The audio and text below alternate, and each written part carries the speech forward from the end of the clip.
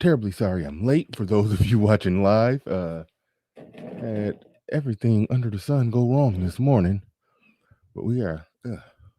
We are here. We are ready to go. Let's get it.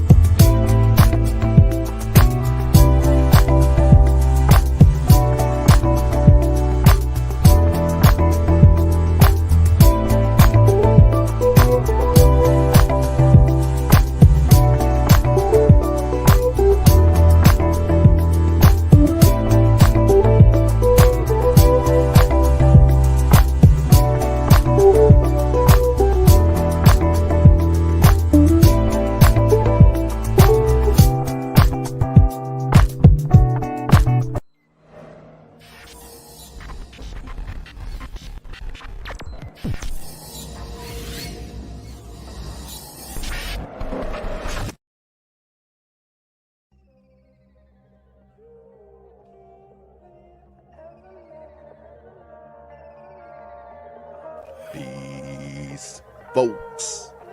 This is X from TPOT Media.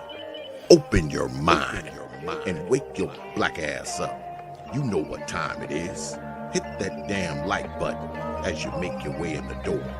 Grab a seat, settle in, get ready. It's the Grown Man Hour with your host, my man, Bernard Riley.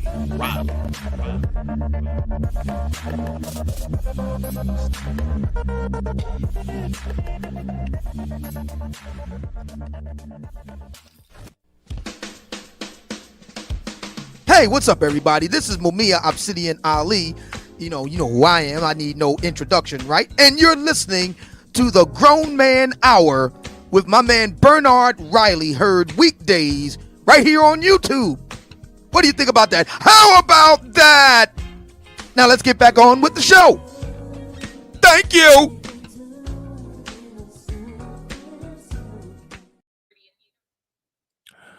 What's going on? What is going on, good people? Welcome back to the show. We are in the building. We are ready to go. I apologize for being late. I need to you know what? I'm gonna bring Ike up right now this very second because I need to pivot. Okay, I think you gotta pivot. I need to do a better job at doing some of the things that we've talked about on this show. When I remember you said something that was profound, you said, let your current self be an assistant to your future self. Everything that made me late today could have been corrected with preparation the night before.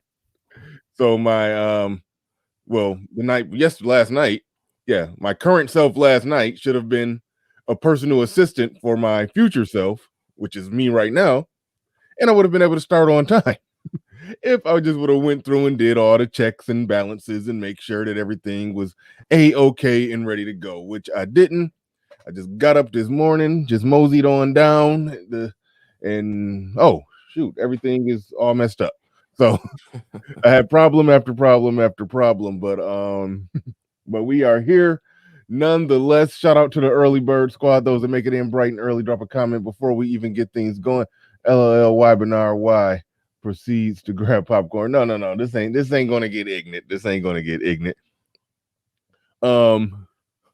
We're gonna be talking about soft skills, and I always relate game to soft skills. That's something that I've always done. That's why in the thumbnail there's a man talking to a woman and it says game. Then there's also a brother in a business office setting talking to a group of people and it says soft skills. So those are two things that I already always like to do. And I remember my experience selling cars I remember my experience when I was selling cars. The guys who were good at selling cars, yeah, they had some game. They had some game, or they had really good soft skills. So somebody who has game, or they're saying they have game, I believe it can be put to useful means. It could be turned into something productive in the realm of good soft skills that could very well help you in business. That's my thoughts on that, but we are going to be talking about soft skills today. But without further ado, my little monologue, my little monologue is over. Ike, welcome to the show. Well, Welcome to the show. thank you very much, Bernard. Besides your little not being an assistant, how's the morning going? How's the coffee? It's good. It's good. It's wonderful. It's wonderful. Yeah, I had everything. Yeah, everything went wrong. I thought I woke up a little earlier. See, I did a lot of things. I gave myself a haircut this morning, all kind of stuff. But I was like, while I'm doing it, I'm sitting there like, I should have did that all that last night. But that part wasn't even the biggest problem. It was a bunch of stuff that went wrong after the fact. You know, at least once every 2 weeks for some reason that things technically got to get checked out. I don't know. I'm not going to get into it, but it was a lot of little things that went wrong. But most of it could have been. I could have saved a lot of time. I would have did a lot of the things last night. But other than that, going great. Coffee is great. How's your water? Because you only eat and drink water. I got the regular started one, and I got the backup one. So I think we're good to go. We're good to go. You still on your no food diet? I'm actually getting back. Well, it's been a kind of an interesting and a bumpy ride, getting back on all of the horses here, because so that's I think I'm starting another day of or two of that kind of just lemon and water and stuff like that, So okay, it's kind of it's needed from time to time. No, I totally understand. I've been having some days where I cut back really good, and I mean I've talked to you about my my personal struggles when it comes to the diet, but I've been doing better. I've been doing better. I at least say that. I've definitely been doing better. But a 36-hour fast only water, that's difficult. I can I'm a good intermediate faster, 1 meal a day. If I mess around and make it to 4 o'clock without eating, I can pig out at 4 o'clock and then shut it down and don't eat again for the rest of the day. I can intermediate fast. That's about it. That's the best I can do. So maybe someday I'll get on your level. I'll get on your level when it comes to that. But I like what you did with the title today, by the way, about this game thing. And so let's just kind of. Yeah, I didn't know if you were gonna like that. I didn't know if you were gonna like that. It's like one way or the other. One way or the other. No, I like it. I like it. Let's just yeah. It's like I don't want to. I like it. The thing is, game, right? Let's talk about game theory. No, I'm not gonna get all theoretical on a Sunday morning. I just mean that we understand that we play social games, political games. We understand economic games. We understand the use of money, and so on and so forth. But in all these games, right, there is exchange, right? Value for value. There's this kind of law of equivalent exchange. The $20 is worth less to you than the equipment that I'm selling. To me, the equipment is worth less than your $20, so I sell you for $20. In any kind of social interaction, and so on and so forth, the same kind of rules do apply. So there is a whole field called game theory, which we know about, right? That breaks down the rules or breaks down the foundations of all kinds of game, right? In other words, incentive structures, the different kinds of games that they could be, like a zero-sum game before. You've heard about zero-sum games, right? That is a particular type of game where I win, you lose. Then there are other kinds of games where it does not necessarily have to be a zero-sum game. But wait, hold on a second. I thought a zero-sum game, I might have to Google that. I thought both sides came out okay in a zero-sum game. No, zero-sum, okay, well, go ahead and Google it. The zero-sum game basically means that there's a finite amount of pie. So that what you get, like if I get more pie, you get less pie. By definition, we could get equal pie, but it's not like there's a way of generating more pie. And just a type of game which we kind of understand. Win or lose, winner take all, for example. Okay, like in game theory and economic theory, a zero-sum game is a mathematical representation of a situation in which an advantage that is won by one of two sides is lost by the other. If the total gains of the participants are added up and the total losses are subtracted, they will sum to zero. That's why I thought it was both sides. Yeah, you thought it was somehow 50-50. Yeah, but now I think I get it a little better now. If one side gains 7 points and the other side loses 7, then that's what they mean by zero. Yeah, that's kind of how it is. It's like a finite thing. If I get more pie, you get less pie. Like that's just like we're sharing this pie. Like that's a zero-sum game. But there's this whole world of game theory, which again, you just looked at zero-sum game, for example, is a way you can define in a general fashion, right? All kinds of games. But what are we talking about? We're talking about the fact that we play games, that all these interactions and, shall we say, negotiations, social negotiations, financial negotiations, relationship negotiations, and so on and so forth. Someone is wanting something. What are you bringing to the table, right? All that kind of stuff, we're referring to the same kind of structure of social behavior. And game theory is a way of abstracting all that kind of stuff. So if anyone is interested in what we're talking about when we talk about game today, because we have to keep our words clearly defined, especially this game word, right? Because, now, obviously, you see how, quote unquote, game applies. Game is some subset of the game structure, a particular game that you play, between a male, female, and so on and so forth. Now, there are skills that are involved in this, as you were talking about, your car salesman guys, the guys that were really good and so on and so forth. They had game. You saw the correlation, that kind of a thing, right? So rather than talk about specific situations and what you should do, blah, blah, blah, because it's like with the focus of game just on the woman's side, it brings a whole lot of extra things. Like what I mean is this. People start asking, well, what should you do? And what kind of woman? And how should you use it? And is it worth to do? And what about this? Oh, she'll take your money. You get what I'm saying? It's like, well, if we just talk about game in terms of doing business with somebody, people are not going to have attached to it all this kind of extra baggage, feelings, and this, that, and the other. So there are two things going against coming at it from just purely how do you get females with game? Number one is that it's not general enough. In other words, you should be teaching people the game theory / soft skills in human psychology in terms of communication and persuasion and influencing, right?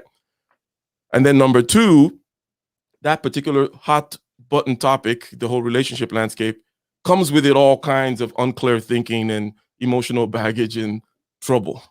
So, so I that's why I actually like the fact that you packaged it this way, right? Which also goes to the point of today's conversation, which is about marketing really and sales, which is that whole soft skill thing, because it is your responsibility. I think where we got into, we were talking about your YouTube channel, right? And we were like talking about how do you look at the entertainment aspect of it, the thumbnails and the guests and the pictures, things you show, so on and so forth. Videos you choose to share, how you look at the analytics and all that kind of stuff. So we were saying also that it is your responsibility to make sure that you are known and to make sure that you package your particular object or your particular product, service, whatever it may be, and get in a palatable way to the people. So here's one thing. People talk about watering things down as though it was always a bad thing. Some people, putting some water in whiskey is not, for example, a crazy thing, right? Some people do it, right? Right. Just putting ice in whiskey is the same thing as putting water, blah, blah, blah. Some people may want more water or less.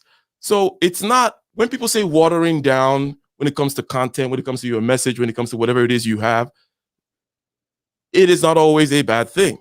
Water it down accordingly. Feed it to the people the way they want, within limits, obviously. But it is your responsibility, if you're trying to put out some kind of whatever it is you're trying to put out in terms of content or so on and so forth. Marketing 101, making sure that you are known is no one else's responsibility but yourself, right? And we can start from there. And I could ask you, for example, about your channel again, if we continue with that. But anyways, I don't know if you wanted to react / read some things or whatever. Well, I'm looking at a timed out situation. Somebody said something where they took a jab at Sister George, which is that is allowed over here, so you don't have to time them out for that.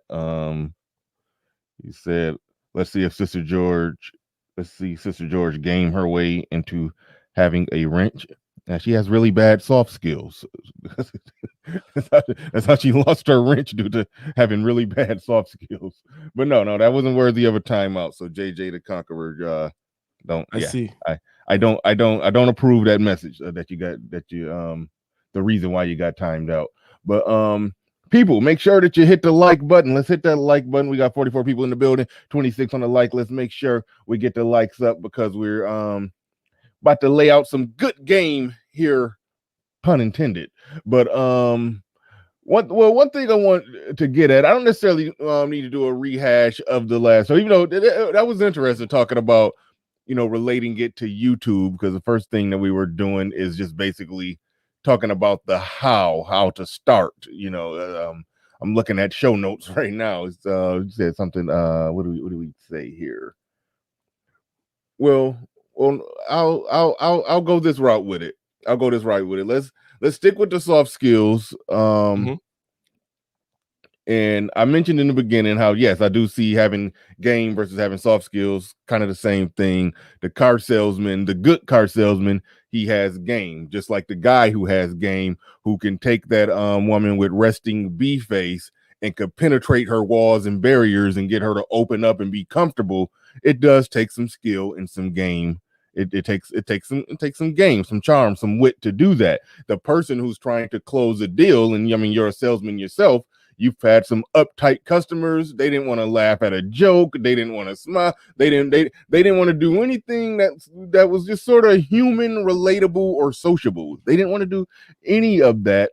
And so, yes, you did have to have some skill about yourself, even if you had to have the knowledge and the insight to, okay, let me dial it back some, because he's trying to be all tight jawed. Let me dial it back some, and then let me later, if necessary, if opportunity presents itself, be more personable, and then possibly me and him could share a smile, because that's a part of it. That's a part of it. People typically don't buy from somebody if they don't, I don't know, feel some type of kinship or some friendliness, or some, if they don't buy, people don't buy from people they don't like. So when we're talking about game, well, somebody will buy from somebody they don't like if the product is just really superior to what else is out there. They will. But typically, if you got two similar products, the guy that you like the most is the guy that you're going to buy from. So even with game, talking to women, whether you're trying to sell watches, sell cars, or if you're just trying to sell yourself, the importance of salesmanship is a undeniable, vital aspect of it. So let's start right there. Let's talk about how valuable is one's sales ability when we're talking about this, your soft skills in business, closing the deal. And in this space, one's ability to sell, yes, it is a direct correlation with that, and your ability to talk to that woman and sell yourself. That's what I always tell people, that a lot of the game, it is sales. So let's start right there with the importance of one's ability to sell. Well, you see, Bernard, you're always selling yourself, whether you're selling the watch or you're selling the car or you're selling The rest is the product itself, because you talked about the fact that, hey, maybe I could buy from somebody I don't like, but if the product is very superior, so that in that case, it's not a sales job. The product has already won the game. Yeah. The product and the marketing and so on and so forth. That's like if somebody they don't got good game, they're not very likable, but they come in a really good package that a woman like. You don't have to. That's the argument. He don't have to have as much game. He's just selling a superior product out there. He could fumble over his words and still get whatever he's looking for out there. So yeah, it is true that if the product is nice, the salesman does not have to be good. Like in car sales, we call that the guy who's just an order taker. He can only sell the most tricked out car to the person who came in looking for a tricked out car and could afford a tricked out car. It's the person who could somebody may very well want a tricked out car, can afford a tricked out car, but you sold them on the family vehicle that they really needed, and you got them to buy it. Like that's the guy who really has some good salesmanship. But I cut you off. Go ahead. You were saying. Yeah. No, you were talking about selling yourself. You're selling yourself regardless. Yeah, the selling of yourself is the part that it is the fundamental part. It is the foundational part. It's the part that underlies these various situations you're talking about. Because you mentioned selling these products or selling yourself. And I'm like, actually, you're always selling yourself no matter what the product is. And that's why the statement goes, buy from whom they like, know, and trust. So apparently, you guys are going through. All right, hold on. Let me just say this. Sincere cracking up. The rule is if somebody is doing something out of line, time them out. I will typically see it and I'll make the decision on whether or not I want to hide that person. Now, somebody did drop one of the streaming sites for adults that you really shouldn't mention in a chat room because it can get and you don't want the YouTube cyber algorithm Nazis I shouldn't say Nazis to come after you to notice your channel. So you are right for timing them out, for typing that that word in there, but that's not worthy of a hide. You can't just be hiding people. He probably made an honest mistake. He probably doesn't understand how the YouTube cyber police works. You know, so be cool. You've already timed. I think you've hit. I know you timed out at least 2 or 3 people and hit one. Like, so chill. Pump the brakes. Quit power tripping. All right. Thank you, Jessica X, for the super chat, and thank you for observing what's going on in the chat. Thank you. Appreciate you. Clue in the building says, salute Pastor Riley and Minister Ike. Thank you very much for that.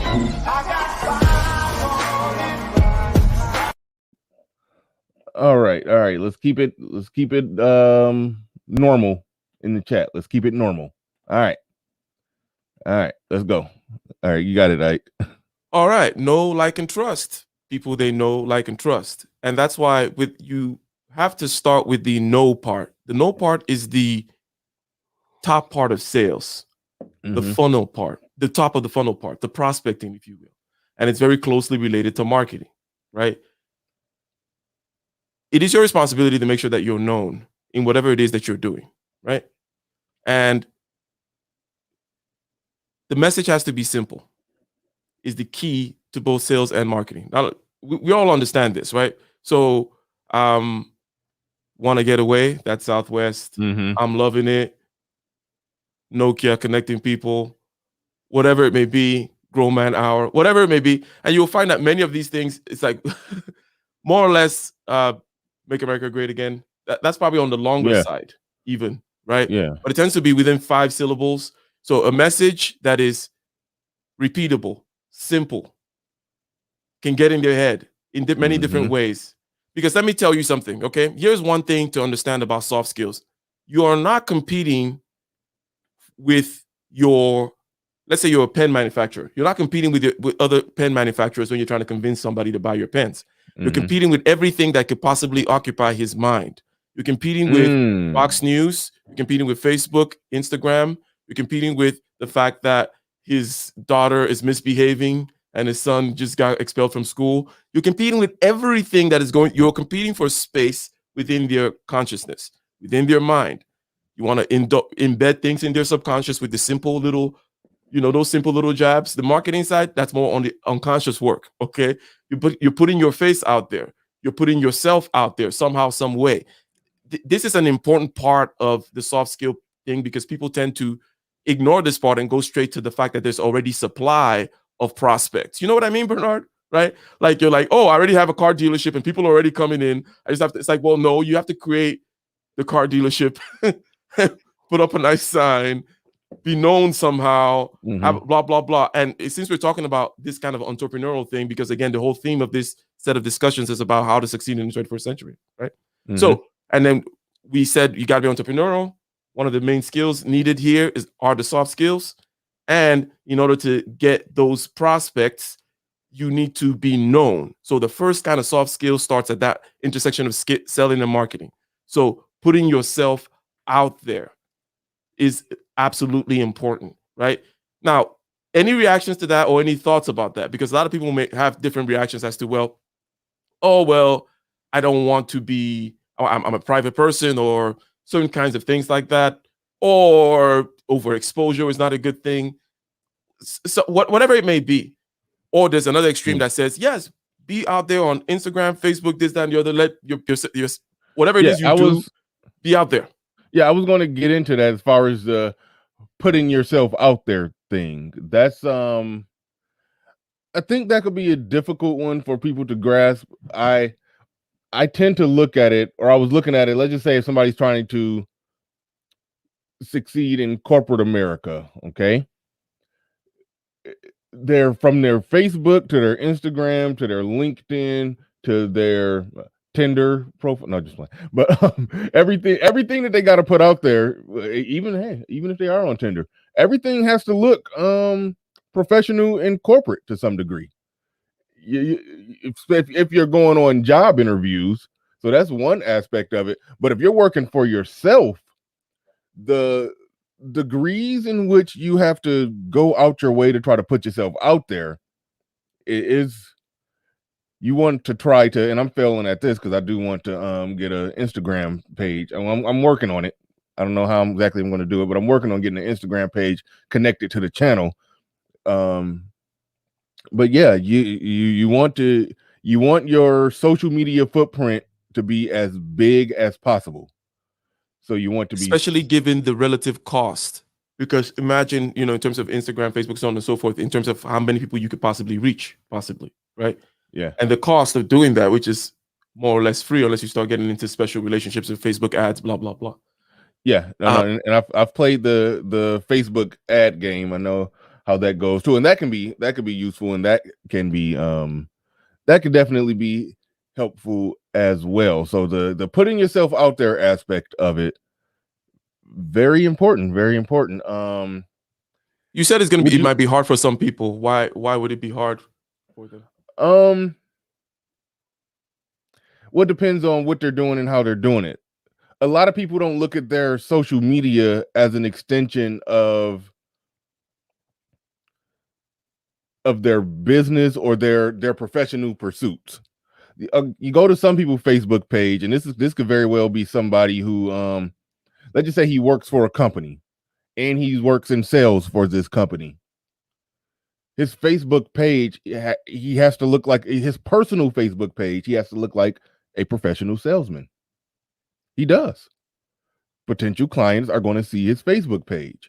They don't want to see him looking like he's doing something stupid.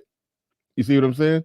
Like they don't want to see that. So it's almost like you have to be in character, for lack of a better way to describe it. It's almost like you have to be in character all day, every day on all your social media platforms.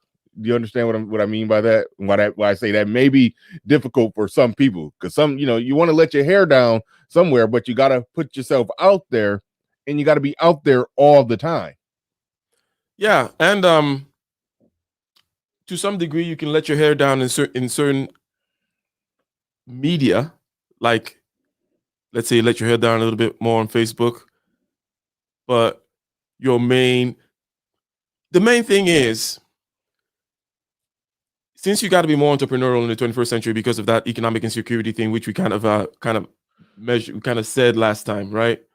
Mhm. And some people may have misunderstood, as it was in the comment, about that we were going after particular things that in the gig economy. It's like, no, we were using the gig economy as a indication of the fact that economic security is no longer there, because the opposite of the gig economy is you work for these people, they take care of you, right? That kind of a Yeah. thing. It's Yeah. less that way. So it wasn't about picking on Uber or anybody like that, right? Yeah. However, give I addressed that in the next show. I had to walk back some things because there was a lot of Uber drivers that came out the woodwork like, nah, bro, we getting that money over here. Like, yeah, we weren't so, saying that this is. Yeah, I wasn't saying they were. It wasn't about that. The gig economy was an indication of the fact that people now have to take their financial responsibility into their own hands, their retirement into their own hands, their kids' college fund into their own hands, all those kinds of things. People switching career, changing jobs, so on and so forth. There's less stability, so on and so forth. We destroyed that whole middle class thing. Middle class does not exist. Blah blah blah. Given all these things, okay, given all these factors, and the fact that you have to do something, you cannot just say, "Well, this is the way it has always been." It's like, no. The fact is, now you are now responsible for a certain amount of your marketing yourself out there, your image. It is already out there, by the way. So don't think that you're hiding from anybody. That really, the kinds of people that may want to poke at you, let's say the government, they already kind of know everything. yeah. What I mean is, people buy from whom they know, like, and trust. That know aspect is key, and that know aspect is about the marketing, and you need to be wherever your people are. Some people may be like, oh, I do electrician work. Why do I need to be on Instagram? Trust me. If people are there on Instagram, well, the answer really is because eyeballs are there. Like, yeah. That's it. And you're trying to compete, remember, for space in their head. Okay? So you want to go to wherever their eyes are. When you say competing for space in their head, what I think a lot of people don't understand about that, just keep in mind, when you go on Facebook, what do you go on Facebook for? You're looking at pictures of your family, pictures of your friends, you're interacting with your friends, or rather your coworkers, lifelong friends, your cousin just had a baby.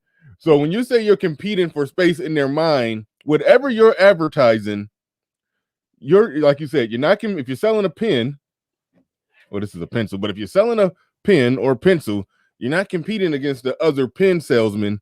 You're competing against that person. You're competing that person that you want to buy your pen.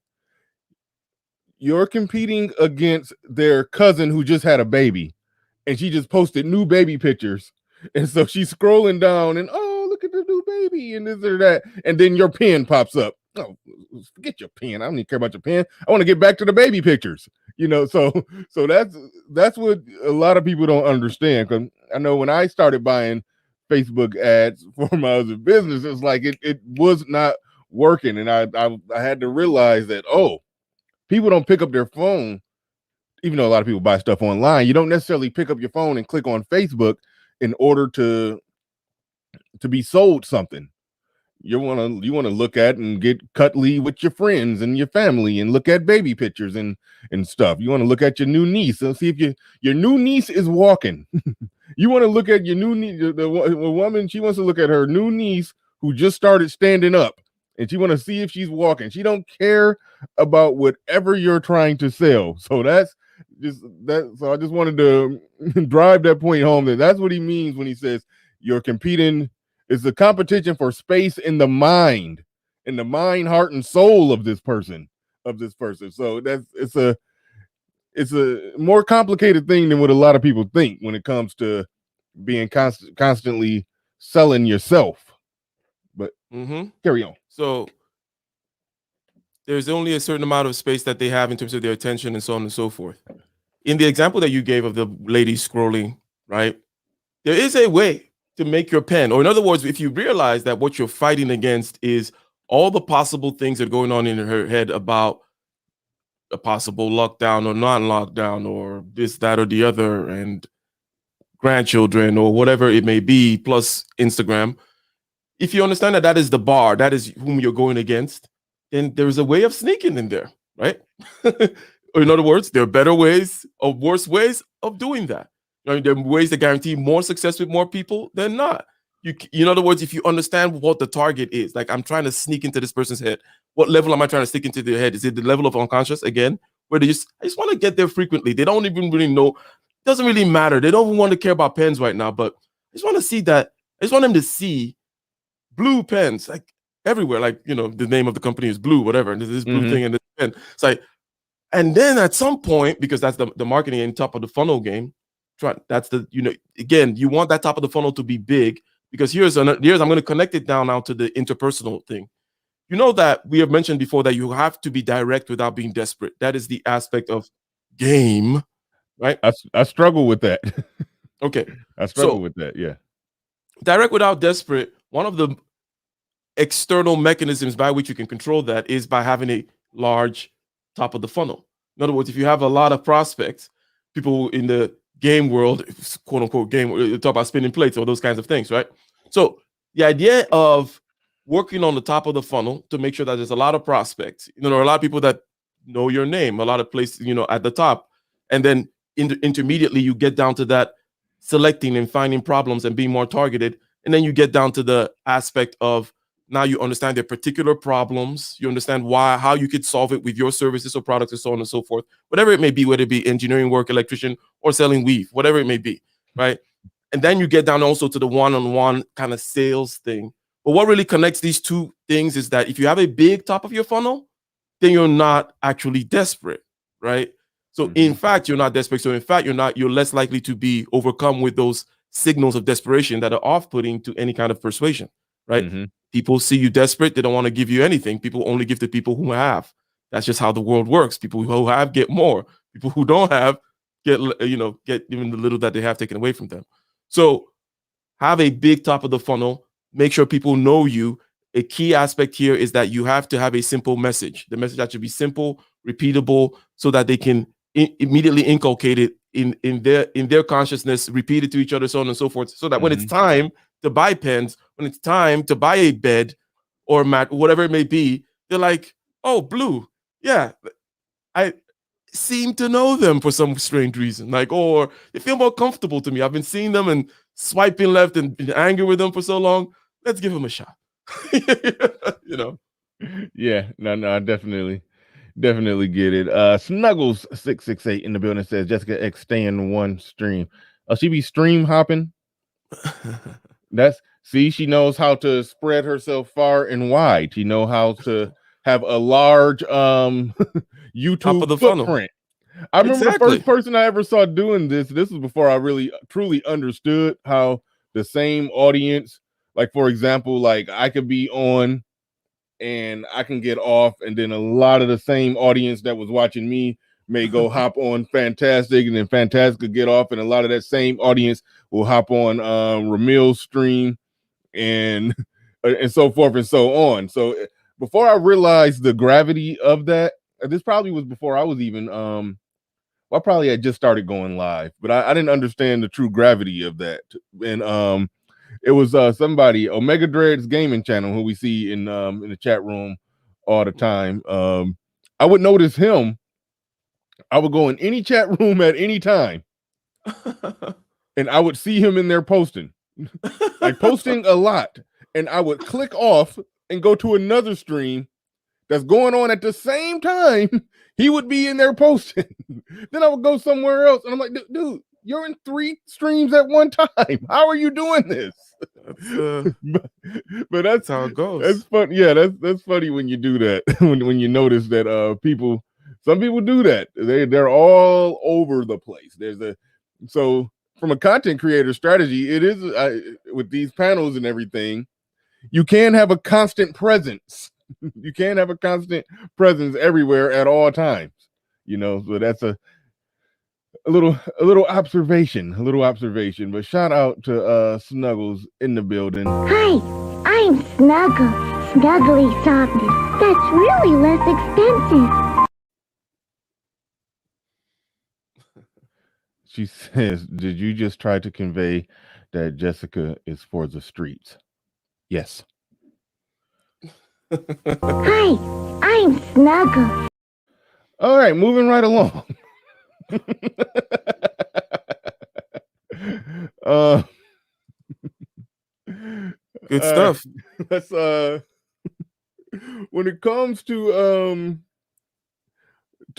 prospecting, and I guess that's related to the making sure you're spread out far and wide. Actually, shout out to Ramil. He talks about this. A lot of people don't know because he don't promote it that much, but he's wrote. I meant to say wrote or written, but I said wrote.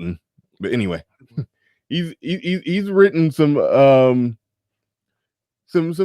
dating coaching books. He doesn't brand himself as a dating coach. He doesn't advertise it that much, but he's put together some stuff. It's online. You can buy the ebook. It's short, sweet, and to the point and everything. It's not, he didn't, probably put together some big 300, 400, 500 page operation. There's no Obsidian type of deal. He's not trying to be ARC with it. Because even when I did a one-on-one with him, I tried to promote his stuff. He was like, "No, I'm good."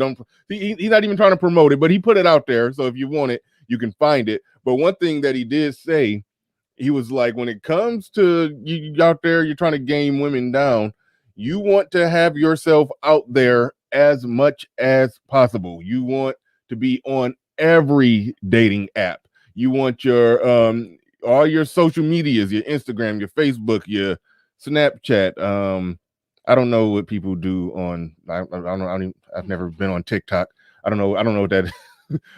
I just know it'd be some funny memes coming from there. I don't know, but whatever, all of that stuff. You want to be on. You want to be on all of that stuff. You want to be on every dating app. You want to cast your net out as big and wide as possible. That's one thing that he definitely talked about when it comes to making yourself. Making your footprint big as possible. And I think that can help you get to the point to where, like you talked about, what did you say? Your top The top of your funnel. Yeah, make sure the top of your funnel is very is very big, very well very supplied. wide. You want to have a lot of that going on. That way you're not number one, you need that for flow, right? And for deal flow, for business flow, for cash flow, to stay alive, to stay afloat in whatever it is your endeavor is. But number two, one of the mistakes you don't make when you have a big top of the funnel is you don't get desperate. Now, you never want to get desperate, even if you only have one client, that prospect. You want to be able to be direct without being desperate. And so here's the thing about that. There's certain, being able to speak, okay? The ability to speak is crucial. Now, not everybody in that whole kind of game theory that we said before. Let's say you're giving energy for energy, vibe for vibe, in terms of when you're doing this persuasion influencing thing, right? You'll be able to gauge people, you're able to make them comfortable, and then when they're comfortable, you're able to then lead them in your, you play the little song, the siren song, the pot pipe, whatever it is, you do that thing, and then they follow you, right? You speak to the unconscious, whatever it is, you do that hypnotic thing. The ability to actually use your words is key, but it's not a personality thing. What I mean is this. When in that energy for energy exchange, there are different kinds of energy. Maybe somebody has heat energy, right? But you have sound energy. Someone else has kind of this electromagnetic charge that they have. In other words, whatever it is of yours when it comes to the ability to make people comfortable, right? Because that's the underlying thing here. Make people comfortable, okay?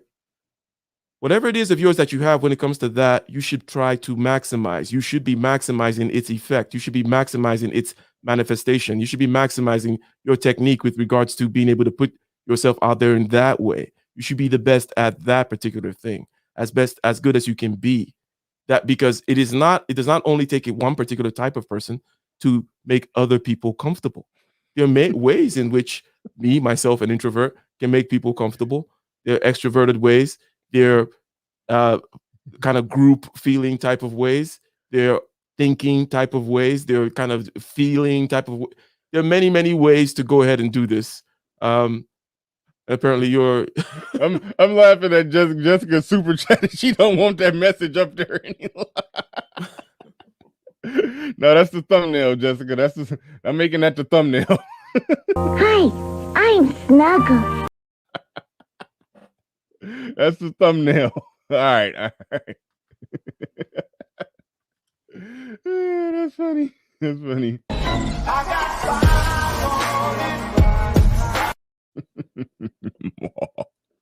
All right. All right. We got that. We got that taken care of. But somebody said in the chat, exposure is not game. No, hold on. He says exposure and game are two different things. Y'all have fun. Were you okay?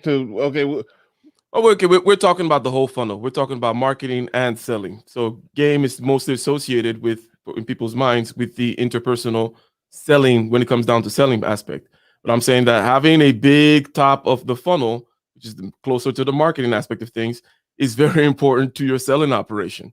If you try to divorce both of them, you're going to run into certain problems. And why we're not here to focus on one, because we're going through the whole starting of that business now into how do you be in people's heads subconsciously through this exposure marketing type of things, and then also how you do the interpersonal, which we were getting into right now when I was saying that your ability to use your words to manifest whatever it is, that heat, wind, fire, water energy, whatever it is you have, how to basically make that direct without being desperate. So I like to come back to certain kind of simple principles. Sorry, go ahead. Oh, I was just about to point out that past the $40 has an image in his icon image. That is actually an image of the flat earth. You can see the flat earth right there, and you can see the firmament over top of it. And you see, this is an interesting flat earth model that he's promoting here, because it looks as if the sun is outside of the firmament. You're not even doing your flat earth theory right. The sun is supposed to be inside there. So I don't even know what kind of flat earther you are if you don't even got, you don't even got the flat earth theory right. Even though there's no such thing as getting the flat earth theory right. But the earth is the earth is not flat. A flat surface and a sphere are two different things. You have fun. All right, cool. We done.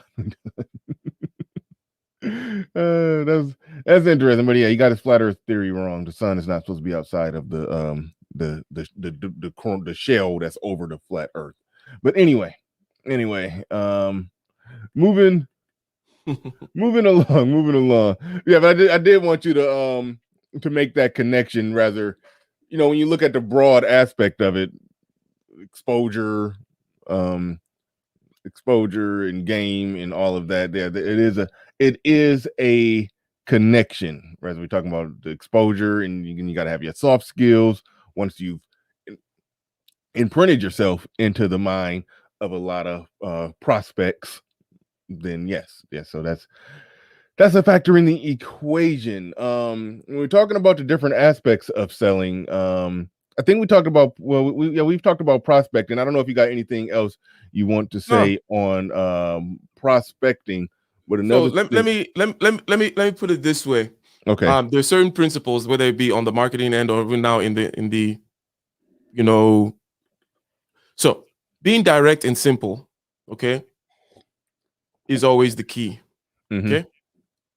And then when you go from prospecting down into, let's just take a couple of steps and go down directly into the now you're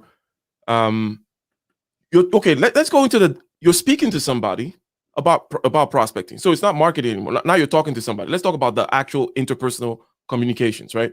Someone who's a prospect. How do you make your message direct and simple? Basically, you need to have a reason why you are engaging with somebody.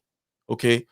And if the reason is to see if they're in the market for cups, to see if they're in the market for pens. In other words, you're top of that. You're still kind of top of the funnel, but you're you're actually talking now, right?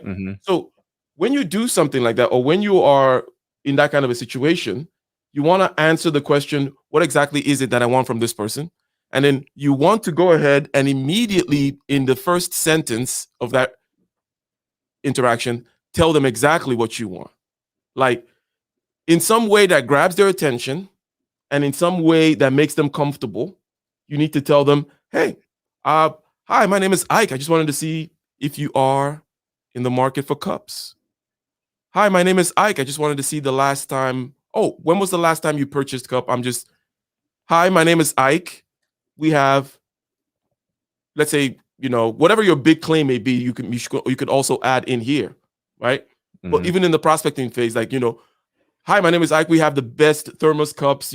Hi, my name is Ike. With Thermos X, we make the best thermos cups and so on and so forth. Just wanted to see, 1 second, the last time you bought a thermos. Are you in the market for a thermos?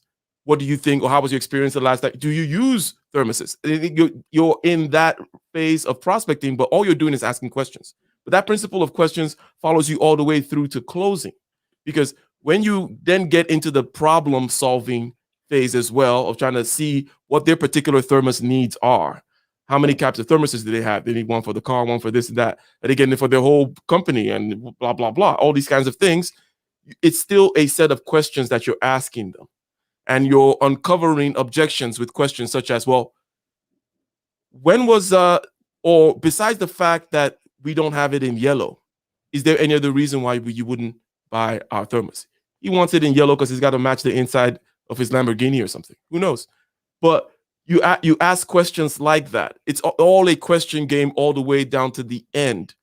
And these principles, same thing, applies to whatever particular stage of the sales game you're in, whether you're talking to somebody about prospecting, trying to uncover their problem, or you go down to the objections level.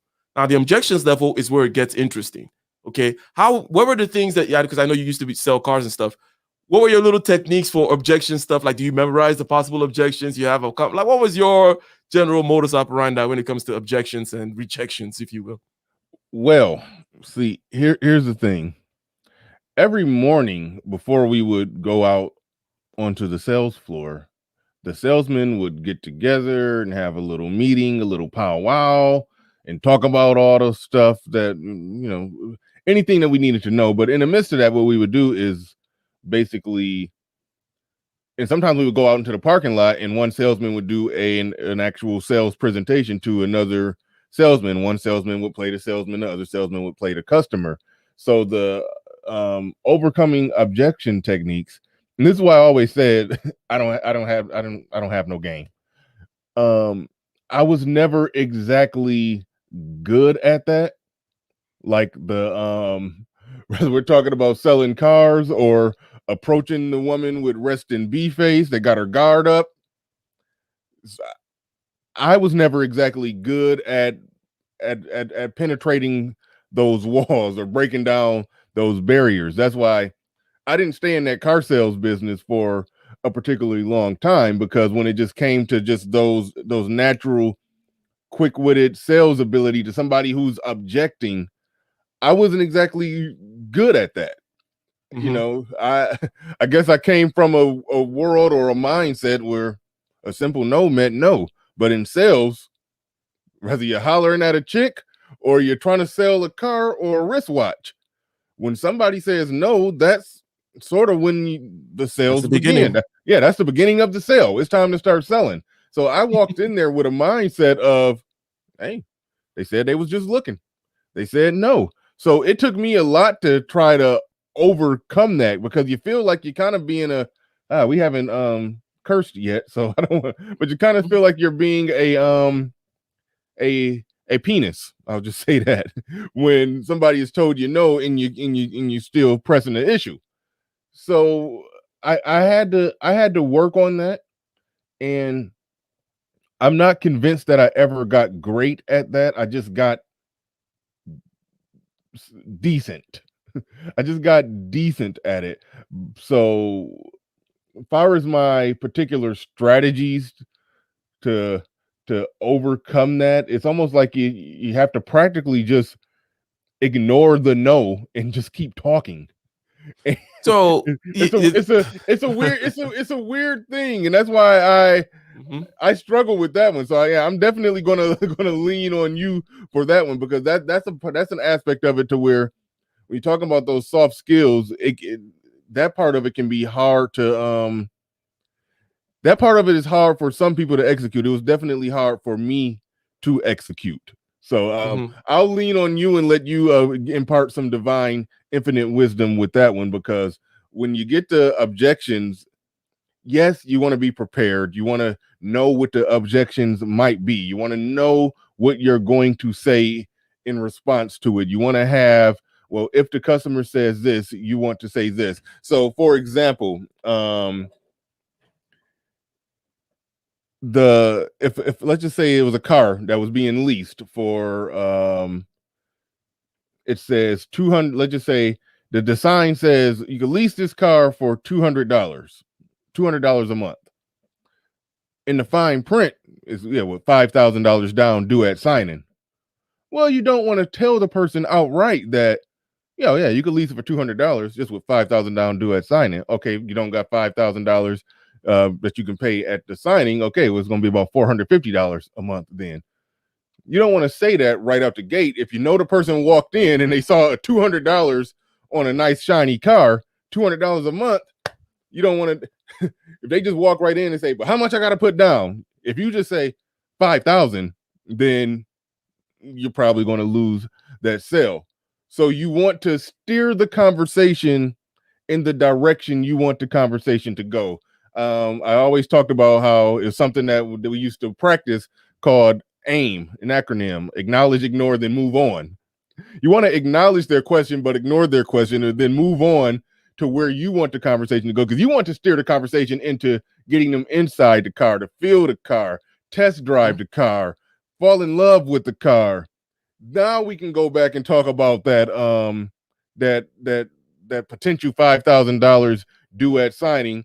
Or if you don't got the $5,000, okay, if you got $2,000, and then now it's going to be, $320 a month. And while we were driving the car, you did say that you came in hoping to get a note that was somewhere between $200 and $299. I got you almost right there with $320 a month with $2,000 due at signing and blah blah blah. So you took them from seeing the shiny object and $200 a month to test driving the car, liking the car, and being able to move over a little bit on what they initially said they wanted. And that's why I said it's tactics. And I know an experienced seasoned salesman would probably explain it differently, but because I'm not in that business no more, I talk about it kind of from the perspective of it's manipulation, but you probably would explain it a little different. But that's just one example of how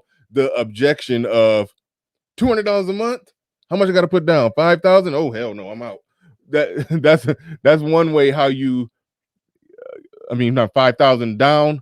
I think I said 5,000 a month. $200 a month, 5,000 down. Oh no, I'm out. That's one way how you get over that objection, because most people buy with their heart and not their wallet. So there's that. So I think that is a robust little explanation of many aspects of the process. Okay. Yes, you're trying to get to the experience and you're trying to get to the future. You're always trying to get them to the. So when you're in this car, how much is $500? How much is $5,000 worth? What do you care about in the car? Now, these are the questions to yourself, right? And in terms of, so what I'm saying, number one is there is an empirical approach, depending on what you're selling. In other words, there is an approach from experience where you look at what works. Like what do I do that makes the client say, I'm just looking?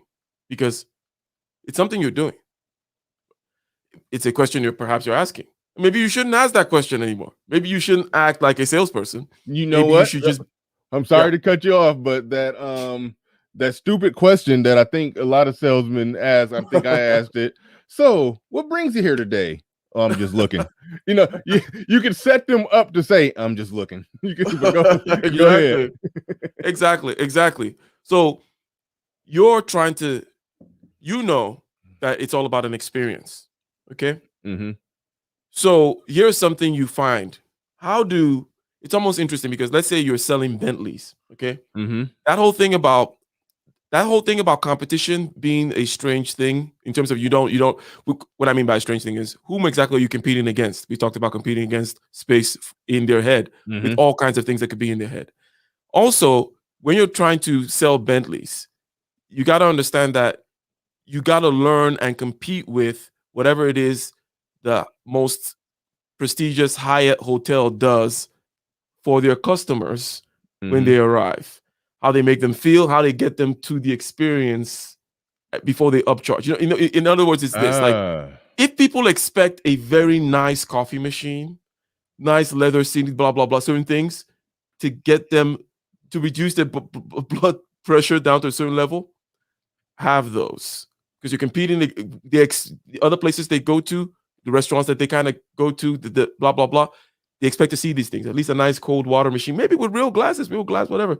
This puts them in a particular position, okay? You're already putting them into the experience of whatever it is, the product that you're selling, which is car, feel, texture. Maybe the place smells good, blah, blah, all those kinds of things, right?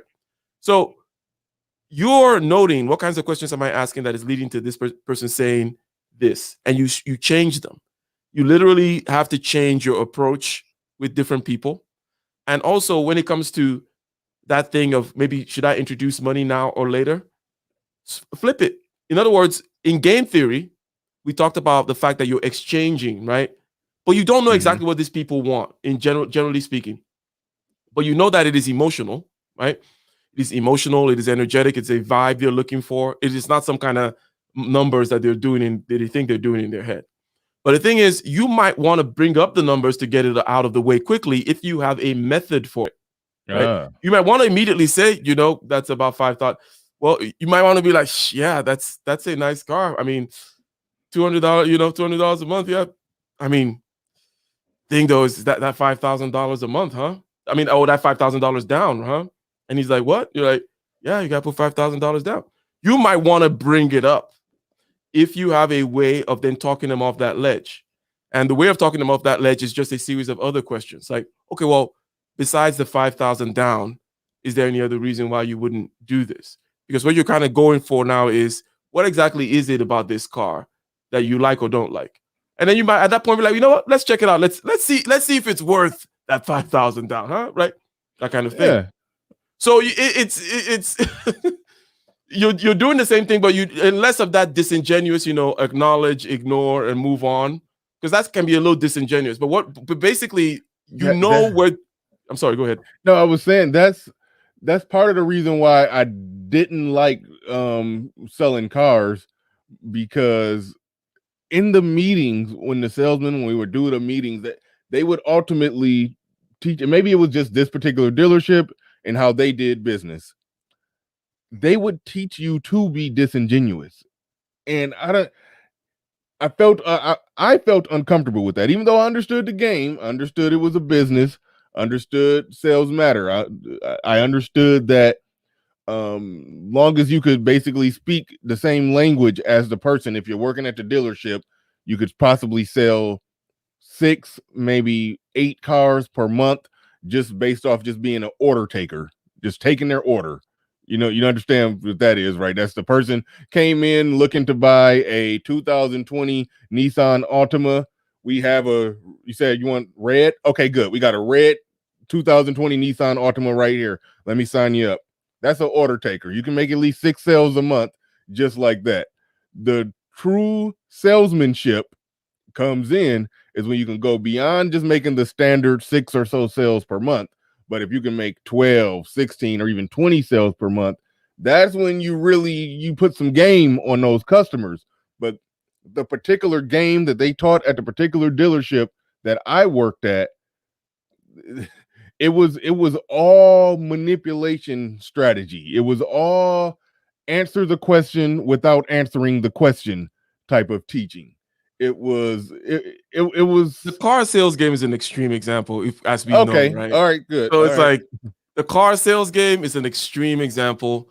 If we're before we scare people into thinking all sales is like that. Because remember, what we're doing here is this person is starting their business, right? And they need to convince people about something. Okay, right? that's part of that was my experience on the actual sales floor. That was my Oh yeah, experience of it. 100%. It is And the thing is, it's a even in different that ball high, game. Oh, go ahead. even in that high pressure sell, it's a car dealership. It's a special, crazy kind of world, just like the restaurant business. There are certain businesses, certain sectors that are just special.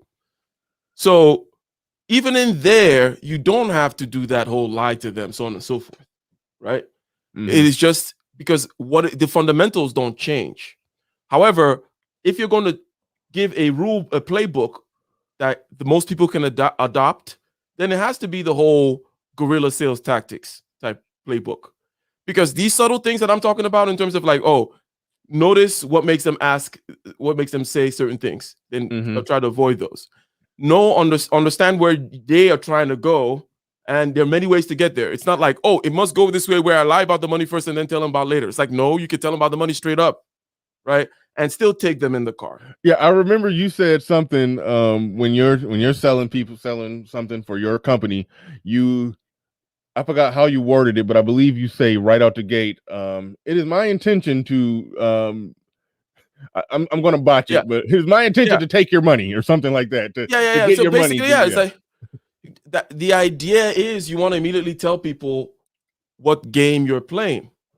Again, we are at game, this old games, game theory or game, whatever. Again, it's about human negotiations, human interactions. We have social games, political games, financial games. There's certain kinds of ways of understanding these games when it comes to influencing and persuading others. And these things caught across whatever it is you're trying to do, where they're trying to convince people that you're the best software engineer in town, or you're trying to get her to go home with you, or whatever it may be. It's about this subtle play of give and take, where there are no hard and fixed rules. There are no hard and fixed outcomes. They're only rules of the game. So it's not like, oh, if you're a 4, don't go for an 8. That's not necessarily true. If you just understand the game you're playing, because you might want to go and be like, you know what, I am 6'4" only, but I'm going to go into the NBA because I'm just this damn good at this other thing. Whatever I'm bringing to the table. That's why I said again, there are different kinds of energy. You may have the fire energy, the electrical energy, so on and so forth. You master your particular way of presenting yourself, your way of making people comfortable. Again, is the whole point, right? So that whole conversation we had about the $5,000. Notice that, or let me ask you, was that an uncomfortable conversation for you, for the customer to hear? In other words, it's uncomfortable that I'm saying $5,000, but am I coming across as a creep to the person? I'm actually like, yes, that $5,000. Well, like that's the part that sucks. Almost, I'm saying that to them. Like, so $5,000 is jarring, but it is another way of you can make people comfortable in all kinds of ways and in all kinds of situations. But the key of soft skills is make them comfortable. That's it. So how do you make them comfortable? The first key is you have to be comfortable. How are you comfortable? You master yourself and your responses. You do that with practice in terms of the selling thing. But if you want to go more fundamental, you master your body and your voice, right? Because your voice is the key aspect of how you communicate these things. Most people just tend to ignore it. But musicians, in terms of voice actors and singers, control and train and hone their voice, because there are many aspects of, take for example, here's something like I'm giving you, because I always say attention, intention, and big claim. In your first sentence, you should come in and say, hi, I am Ike, and I've circumnavigated the world, and I'm going to show you in 5 easy steps how to be a master sailor, right? That's one sentence where I told you who I am, what I'm here to do, why you should listen to me, and the whole program. Again, hi, my name is Ike. I've circumnavigated the world 5 times in a boat, and I'm here to show you in 5 easy steps how you can be a master sailor. That is the first sentence out of your mouth in terms of, let's say it was a group presentation or something like that. But the point is, you are making them comfortable by showing them immediately the game that they're playing, right? I'm here to take your money for this. I'm here to show you how I can save you, with a bombastic statement like, I can save you up to 50% on your current installation costs right now by using my method, by using my tool, whatever. Obviously, it's on me to prove this to you, but you want to immediately show them the game that you are playing, which is the game where I try to convince you that you can indeed save 50%. And I'm not hiding about it. I'm not, taking the back of the road. I'm not asking you about the weather about it. I'm not, trying to tell you that I am a loyal, trustworthy person. I've been in business for 20 years. It's like, I'm not telling you my last name. I'm not telling you all those things that make people uncomfortable. All those things that remove the mammal to mammal connection, like such as your last name. Your last name removes. It's like, just say I'm Bernard. I'm Bernard. I'm Bernie. Whatever you do, you call yourself on the sales floor, that's who you are. Or when you're called on the phone, don't add the last name. Don't add your title. Don't add the company. Just say I'm Bernard. I specialize in software, and I'm here to show you how to save up to 50% on your CRM software, customer relationships. How do we do this? Well, let me tell you. You get the idea. It's like you immediately, rather than, hi, my name is Bernard Riley. I have about 70 years of this and that. You already lost them. You already made them uncomfortable. You want to bring people in. People would rather come in, and the quicker, the better, because that whole p-footing around does not, it's not the best. So yes, you want to immediately tell people that what you're doing, why you're trying to convince them to give you their hard-earned money. The quicker you get to that, the better. Direct without being, as we always say, right, desperate is the key. Yeah. Have an open funnel at the top so you're not desperate. And the second thing we just identified right now is be comfortable so you don't have that desperation, so you don't pass it over to them. Doesn't matter how uncomfortable the conversation is, but as a professional, you should be willing to take the blow in your gut. Maybe it's a sinking sensation in your stomach that you feel when you're out there. Whatever it is, it's a physiological thing, is what I'm saying. And you have to attack it as in reality, because people have maybe shame about it. Maybe they have, I should be able to mentally alpha my way through that. It's like, no, that's silly. It's like, no, it's like saying, if you're going to run a marathon, your muscles are not going to get stressed. It's like, no, your muscles are going to get stressed. What you do is you prepare and you hone your muscles so that you're ready for the stress of the marathon. Same thing with soft skills. Whatever the stress of stage fright, the equivalent thereof, that may come up in whatever situation, you're trying to sell X on the sales floor. You're trying to sell Y over the phone. You're trying to convince somebody to do something, influence and persuade. There's going to be a set of feelings in your body that you need to master, right? You're going to always have that stage fright. If it's a sinking sensation in your stomach, you know how to handle it, right? For example, by having your stance such that your shoulders are loose and your core is tight. There's a whole way of standing, right? Yeah. Right? That makes it such that because you're the professional, it's your job to make this conversation comfortable. So you're the one that should be able to take the blows of the discomfort. Is the discomfort going to go away? Is the stage fright going to go away? Is the sinking sensation in your stomach going to go away? Is the heart rate going up going to go away? No. The sweat in the back of your neck that you always feel whenever you're trying to close that deal, is it ever going to go? It's never going to go away. But the point is, as a pro, you're like, the sweat is coming, this is happening. I'm speaking for my diaphragm, make sure my voice is not shaking, my neck is loose, I've been hydrated, I do my routines because I know that it's a bodily thing primarily. That way, I'm comfortable. They can see my shoulders are loose. Therefore, I'm absorbing all the discomfort out of this conversation. They can be relaxed now, because if we're both uncomfortable, it's just a cascading snowball of discomfort all through the room, right? That's how it goes. So make them comfortable. Good stuff. Good stuff. Before the billions in the building says, leave a like and a super chat for my guys, Bernard and Ike. Thank you for the game and knowledge. Appreciate you coming on through. Before the billions. Love that name, by the way. Love it every time I see it.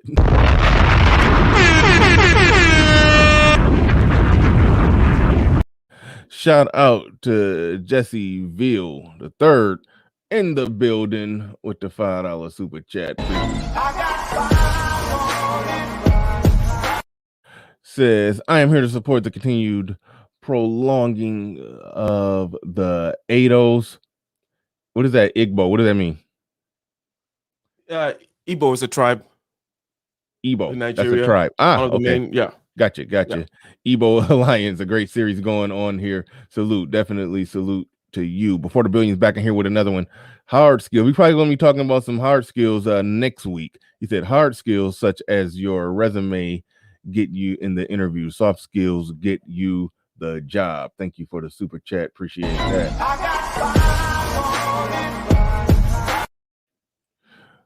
All right, definitely good stuff. Let's yeah, you kind of touched on closing the sale. Let's get to that one, and that can be one of the hard ones too. That could be one of the hard ones too. Now, my experience selling cars, a lot of people botched it in the close. Everything could be going well. You could blow it. You could blow it in the close. So let's talk on that. And I know a lot of times when we're doing this and you say you have a meeting, you got to get out of here at I guess 9 a.m. Well, so let's just say you have to leave at 9 a.m. your time. It'll be 12 p.m. my time. It's because you got to go to a meeting. You probably got some people showing up, or you got to go to somebody else. You're probably meeting somewhere at a hotel, who knows where. You're going in there, you're doing the whole presentation, the whole spiel. You're trying to get their business. So this is something that you do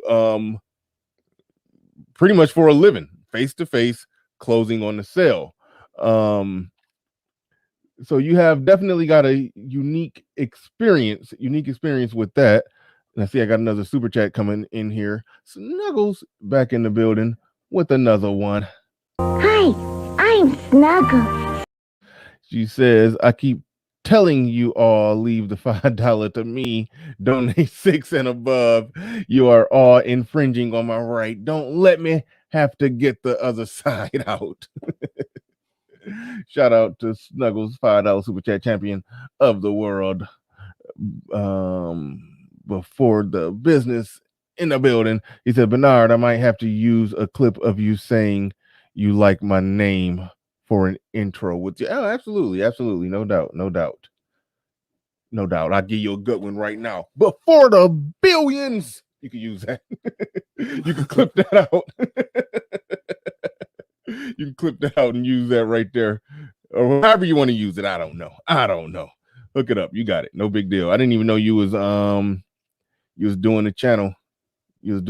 When you get it all up and going, or email your link to me or something, I want to check it out. I like to check out people who's up and coming, getting things going. I think I saw Rod the God podcast just emailed me, so I'll be checking that out. I haven't read it yet, but I'll be checking that out. Vernon Scott in the building. He says this conversation is proof why everyone should hold a sales job at least once in their lifetime. Sales skills translate to great life skills. Yeah, absolutely.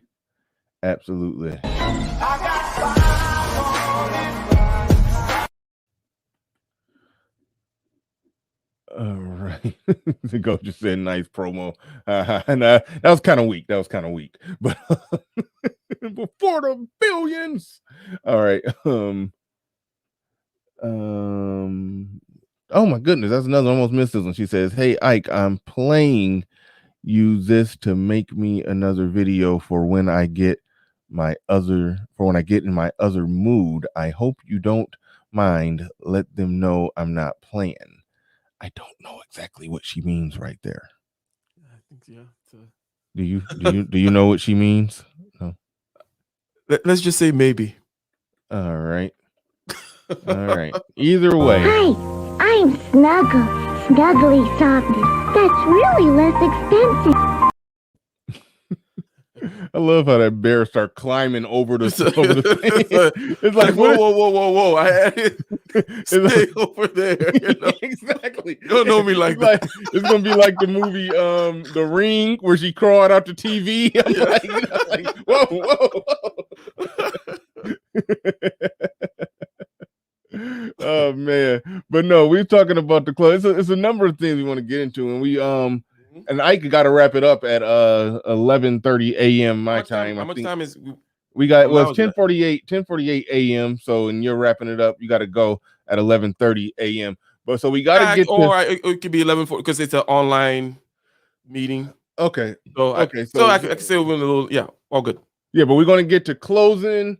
And we're going to talk about is selling for extroverts, and that's something that we kind of touched on before. And I know I'm an introvert, and it's even beyond just I don't like it. I feel uncomfortable sometimes being in groups. So when it comes to, doing business and interacting with people and everything, it's you really gotta come outside yourself if you're an introvert. When you talked about that having the sweatiness on the back of the neck, or some people get little armpit stickiness and all of that. Yeah, it's a real thing. Part of the job. It's a part of the job you may have to deal with, just like somebody doing hard physical labor, working on the railroad all the live long day. They're sitting there banging, ding, ding. Their hands are going to hurt when the day is over with. They were in steel toe boots. Their feet is going to hurt. That's a part of the job. A little bit of pain. You soak it. You soak at the end of the work day. Take a hot bath or cold one or whatever. And yeah, it ends up being a part of the job. So yes, that uncomfortable, the trepidation and all of that you feel, everything is going to make you're going to have to fight to overcome that, especially because and you just get used to it. You simply, what I mean by get used to is you find ways to practice it, to rehearse it, to expose yourself to it, just like everything else. Like I use that whole marathon example because it is stress. It is the same thing. Your body's going to have a reaction to running the marathon. How do you get there? You simply go ahead and you run, stress yourself, expose yourself to it, build your muscles up, build your cardiovascular up, and so on and so forth. Same thing here. You're going to know the game. You're going to know when it's going to start hurting. You're going to know how it's going to start hurting. You've already practiced. Because one thing I didn't mention is the whole body thing. In other words, your hydration, your breath, and also the training of your voice. I only touched on it a little bit, but these are the things that you use to fight all the physical manifestations of the stress that you feel in these social situations. They happen in the body, right? You don't get, and it happens in a certain part of the body. You don't get anxious in your toe, right? It happens in the torso. Okay, you can even isolate it to that point. So what's going on in the torso? It starts to get constrict. It starts to constrict.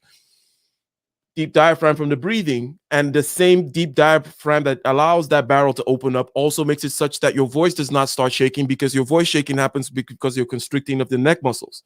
But if your barrel is open up like this, even if you're literally shaking, right, your neck is shaking, your voice is not going to shake because you're talking from the diaphragm and you're stretched out and you're open, so on and so. These are it's animalistic in that way. It's in your body. These stage fright is not in the parking lot, it's in your body. So just like anything else that goes on in your body, you can work through exercise, right? To make your body used to and perform still under these particular stresses. It's not different from any other kind of stress. It's in your body. Good stuff. Good stuff. Jesséville the third in the building says, Bernard, I sold cars for a year and a half with great success. They all teach morally gray. Yep. Morally gray game that may or may not fall under manipulation. Yeah, it's truth in that. It's truth in that. I listen, I think somebody mentioned earlier that everybody should get a job in sales. It teaches you so much. It teaches you so much about life, about people, just about overall interactions. You will take those skills and be able to apply them in many other areas. We're not saying they don't have a choice, right? We're saying they don't have a choice. If based on the fact that our analysis of this particular argument, I'm driving a point home. I'm being polemical, if you will, that based on the premise that people have to be more entrepreneurial in order to gain a certain level of that $500,000 a year or whatever it may take to live the equivalent life of that person who actually was in the middle class in the 50s and was able to afford such and such because of economic stability, right? Security, we said. So if this is the case, it's not a question of having a choice or not. You have to now become more of a marketer and a salesperson. And you have to start understanding the system of it, and that it is not some kind of a magic trick, or, people talk out of the side of their neck about sales because they don't understand that it is a systematic thing, right? Or they think that it's just a personality thing. It's like, well, no, not really. If myself, typically I'm not big in social interactions, but I can sell, I can talk on YouTube for 3 hours, I can communicate, I can do live back and forth with whomever may call, that kind of a thing. It's like, well, what is that then? Well, these are sets of skills, and you can get better at them.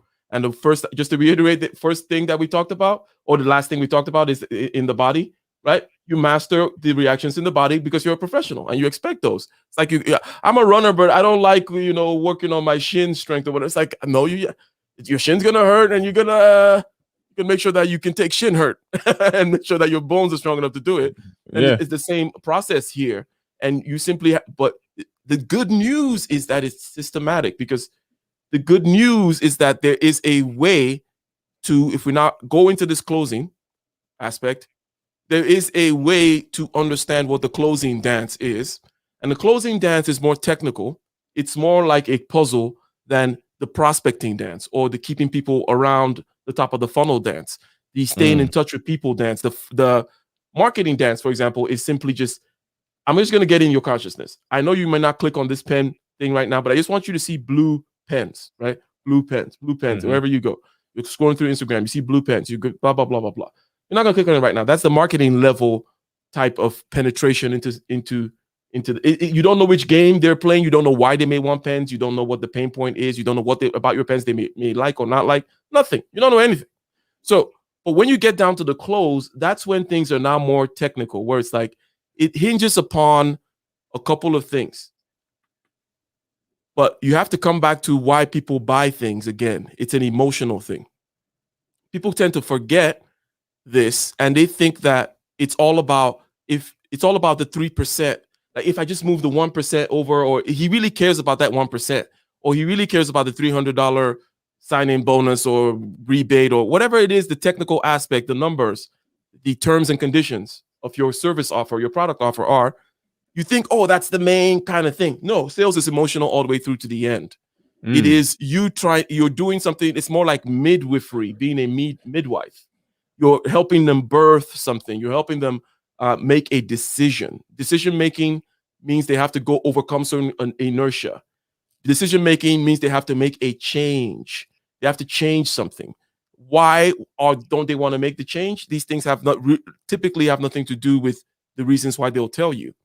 We're talking about closing, but you have to understand the whole objection flow through. So when you get to the closing, you have the right attitude. You know that all those different kinds of objections that they may say, maybe I got to talk to my wife, or I got to talk to the CFO, some other decision maker, I got to talk to another decision maker type objections, or it's a money objection, or we're not buying it right now objection. In reality, because we are also buyers, what are we feeling most of the time? We may be feeling just inertia. We don't want to change right now. We know that we should go to that better gym that has that other trainer with the X, Y, and Z that we saw on TV. And we're like, that would be perfect for my life. But you're comfortable with where you're going right now. And it has nothing to do with, let me think about it, or any of those reasons that you may give. So the idea is, as a salesperson, you should know that if they say, let me think about it, it's not really about them wanting to think about it. It's about fear, inertia, a certain amount of uncertainty about the future. In other words, if I get this gym membership with that special trainer, will I use the trainer? Will I be able to play my end in the deal? Right? Wow. These are the real things that people are going through, right? Or what do you have to say about that, Bernard? Is that not what we as human beings tend to be feeling? No, you're explaining it beautifully. I almost don't have anything to add to it. I just know I got to check with my wife excuse was a major reason. That was basically just okay, you went through your whole spiel. I looked at the car. I drove around in it. I played with all the features. I liked the car. I know how much the car costs. I gathered all the information that I need to gather. Okay, bye. That was really all they were saying. But no, you did a good job. I don't got much to add to that. But just touch on it again or reiterate, because I forgot. We can pick up on I forgot what did they always say, because it's been a while. It was like in 2010. The I gotta check with my wife objection.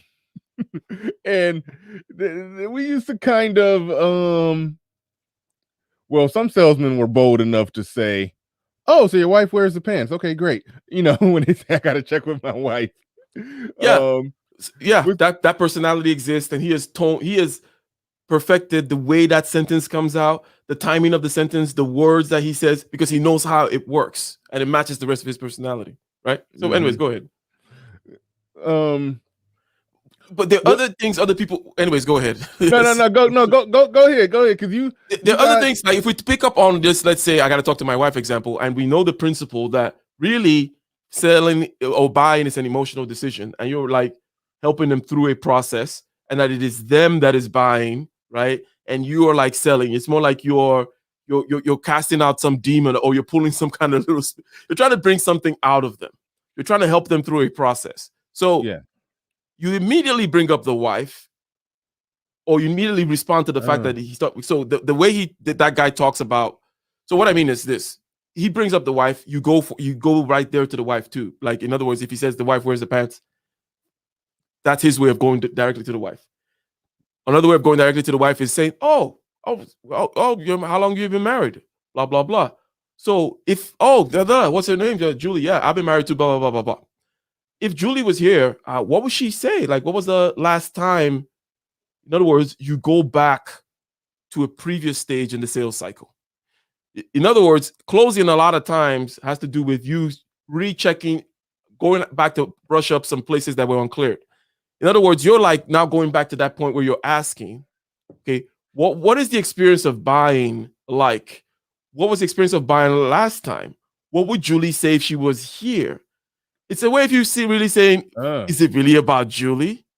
Like, and then you like, she would say this, then whatever. And then you go into besides the fact that Julie wasn't here, because if you walked out of this right now, as you know, all you need to do is click this app. You go back to a certain aspect that has to do with this Julie thing. Because you look at what you're trying to do now. You're trying to create urgency, and also the urgency is this. You're saying, hey, just go walk away now, because as you know, my process, my post-buying behavior, the post-buying behavior you have to do is very easy with me. All you got to do is click this button, the payments, blah, blah, all the documents come in PDF. It's DocuSigned, right? Whatever, because you got to have these features as part of your gig, right? Whatever, these different ways of assuaging the pain. And you say, what would she say? You get into that whole conversation about if Julie were here, what was the last time, blah, blah, blah, what ended up happening anyways. And also in there, creating that urgency of like, hey, I can make it such that you don't have to revisit this decision ever again, because the decision is painful. That's one other thing you should take advantage of, which is like, hey, you don't want to have to do this over again, right? You don't want to have to go somewhere else and have to try to start this process again, right? I can help you make this a very painless transition into you getting into the car of your dreams, or whatever little slick talk you're gonna. You just put some game on them right there. It's all the same thing. Do you lean in close and say it in a soft, breathy voice in his ear when you say that? Look, I'm gonna say this very seriously, okay? Because I talked about using the voice before. I talked about the body. Now let me harken very seriously about this. Selling is a performance. All communication is a performance. By the way, it's not just selling. All communication. Even the dress that you wear for a particular occasion communicates a certain level of the occasion / business, all kinds of things being communicated.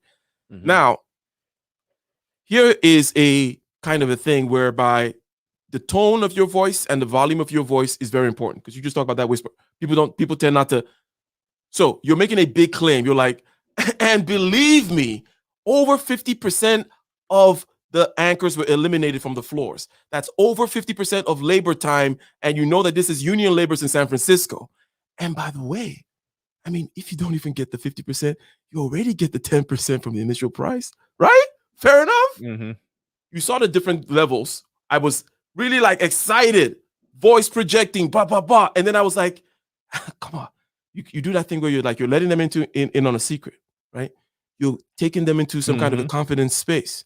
And you're saying, and that's usually what you will say when you're trying to give like even if everything goes to hell, even if you don't get this big thing I'm saying, because you already established somewhere prior that you will get the 10% based on the sales price, right?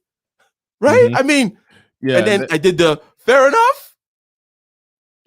Hey, right? I mean, good deal. You see that, that, kind of that was one that's thing silly. that they, I'm sorry. Go ahead. that was one thing that they did talk about in sales. Because keep in mind, to give you the visual of it, you're in a cubicle, and then not too far away from you is another cubicle, and not too far away from you to the other side, there's another cubicle. Now, they did teach that when you're talking about the deal, like getting the numbers down and how much he's going to be paying for this and A, B, and C or blah blah blah. When they're talking about that, they did teach to lean in. Don't be so loud when you're talking about the deal. You almost want to lean in. You got your paper that's drawn up. You're like leaning in, like it's almost like you're telling them a secret. You don't want I'm the price I'm giving you. I don't want nobody else in here to hear that. So what's going to end up being. It's like they taught you the whole. You see how it's like I'm like kind of sneaking. Like I want you to know that, and you're calling their attention too. Yeah. So that is part of the text. Yeah, and it's like this is a real thing. Like the Wolf of Wall Street, by the way, does a good job of explaining these. So anyone you want to learn game in the fundamental way in terms of that tit for tat, whether it be social, financial, relationship, interaction and negotiations that human beings have, where you can systemize it and they're basic ground rules, and we're going on the ground rules, therefore it's applicable to car sale or getting her number or getting yourself a deal or a loan from the bank, convincing people to come join your particular company that you're starting as the CEO so that you guys can go together to present your plan to the bank, whatever it may be. All these things, the voice aspect is key. And I just did a simple one where it's like, you expect me to be projecting when I'm talking about how excited something is. And then you expect me to bring my voice down on a certain level. And then you expect me to do the inflection, the hey, or good, fair enough. So it's almost like you go big, prophet on top of the hill. I promise this will happen. And then you also come down like, pa. And then you're like the whole kind of common man and like a good deal, right? Or fair enough, right? It's like that whole fair enough appealing to this is common sense. This is within the rules and boundary of our regular etiquette, right? We're all red-blooded Americans, right? This is fair, right? This is truth. This is warm apple pie. And it's all emotions. Yeah. So they bring up the objection of the wife, and I go back into having that conversation, trying to get them back into the apple pie mode and then bring them back to be like, hey, you know what? Let's just click it right now and move on. I think last time we ended up I think Julie will be fine with this, whatever it may be. Because the voice thing is absolutely key. The voice thing is absolutely key. People go watch Jordan Belfort. He does a good job with that aspect. Yeah, there's a scene in The Wolf of Wall Street, and I could only dream of being that good. You're probably that good, but I can only dream of being that good. Where he got on the phone, it was when they were in the room, they were trying to sell the penny stocks, and the guys that were trying to sell it, they basically sucked at it. There's no ifs, ands, or buts about it. I wish I could play the clip, but I don't want to get a little copyright claim or anything on there. And when he found out how much commission they get off these penny stocks, man, he got on that phone, and man, when I say he sold it. Like I was ready to buy it. He did a masterful job at selling those penny stocks. It was brilliant. It was brilliant. Have you watched his actual podcasts or him? No, I've listened to, after I watched The Wolf of Wall Street. I did watch a few presentations by him. I just wanted to hear him speak, but I don't actively follow. Gotcha. I know more about him from Leonardo DiCaprio's depiction of him. Put it like this. There's a video out there of him, and even if you don't get into his daily, because he has these content where he kind of just breaks some gives you some tips. But there's a video out there of him selling to a particular. It's like a mock salesperson, right? Like it was like you're gonna come and sell something. So it's not like they're trying to say it was a real deal, but as you know, in rehearsals, you try to make it as close to reality as possible. Yes, and I think this particular guy gave him a hard time. The way he performed there, it was a kind of a having to go back a lot. Like you're like almost close, and then you're like, that patience of willing to go back to wherever they are.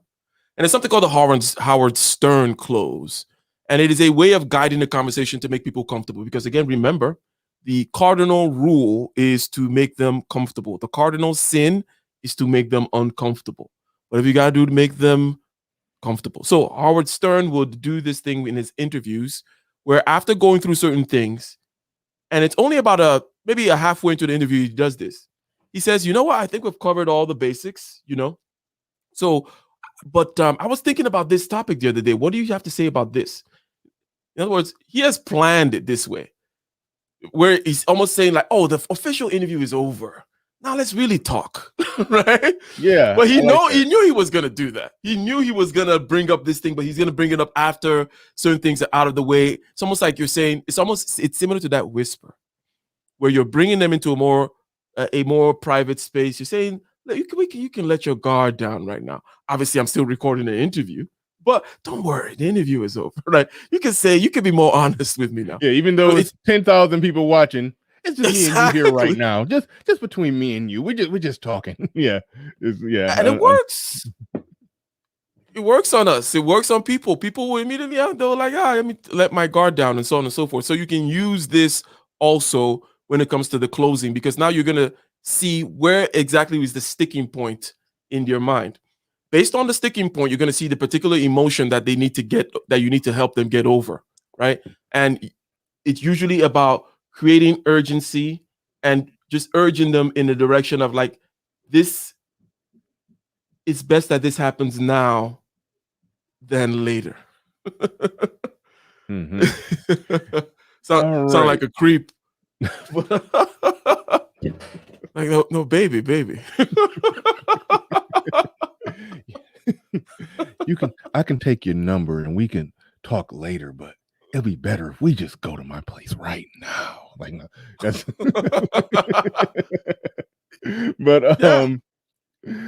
but shout out to ARC Mode 1. Yeah, right. That's right. Shout out to ARC. He did a really good video recently. He talked about the top 10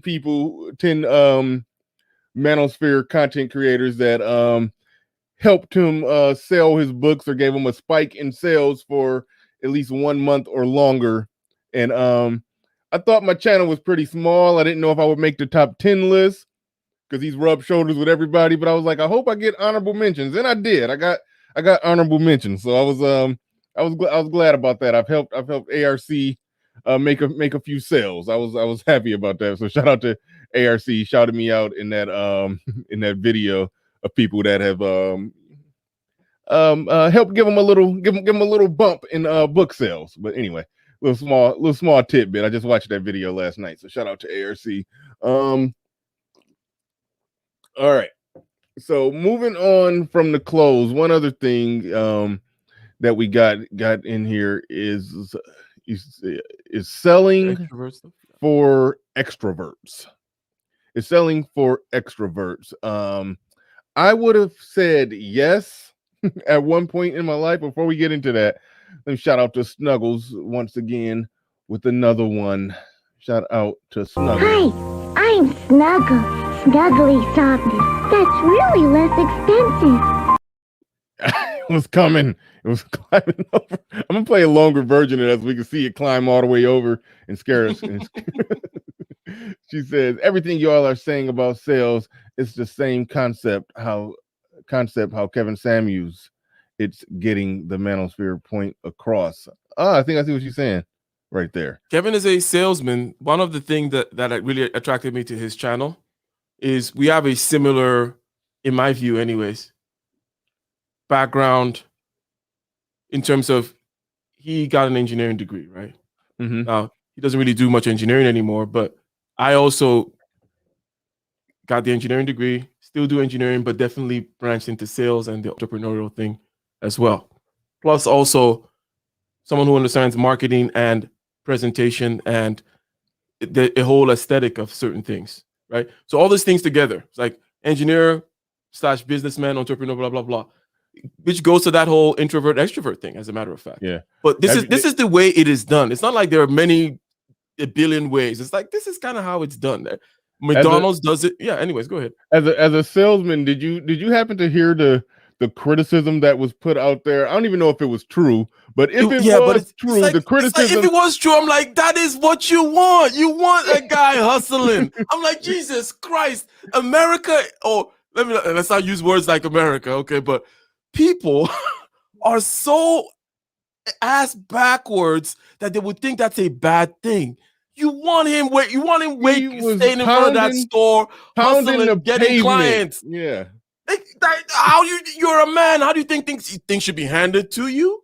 That is such a backwards way of thinking, especially given the times that we're in right now, where we know we need more hustling, more entrepreneurial type stuff, and so on and so forth. Say, he was standing in front of stores trying to get clients. They're like, duh.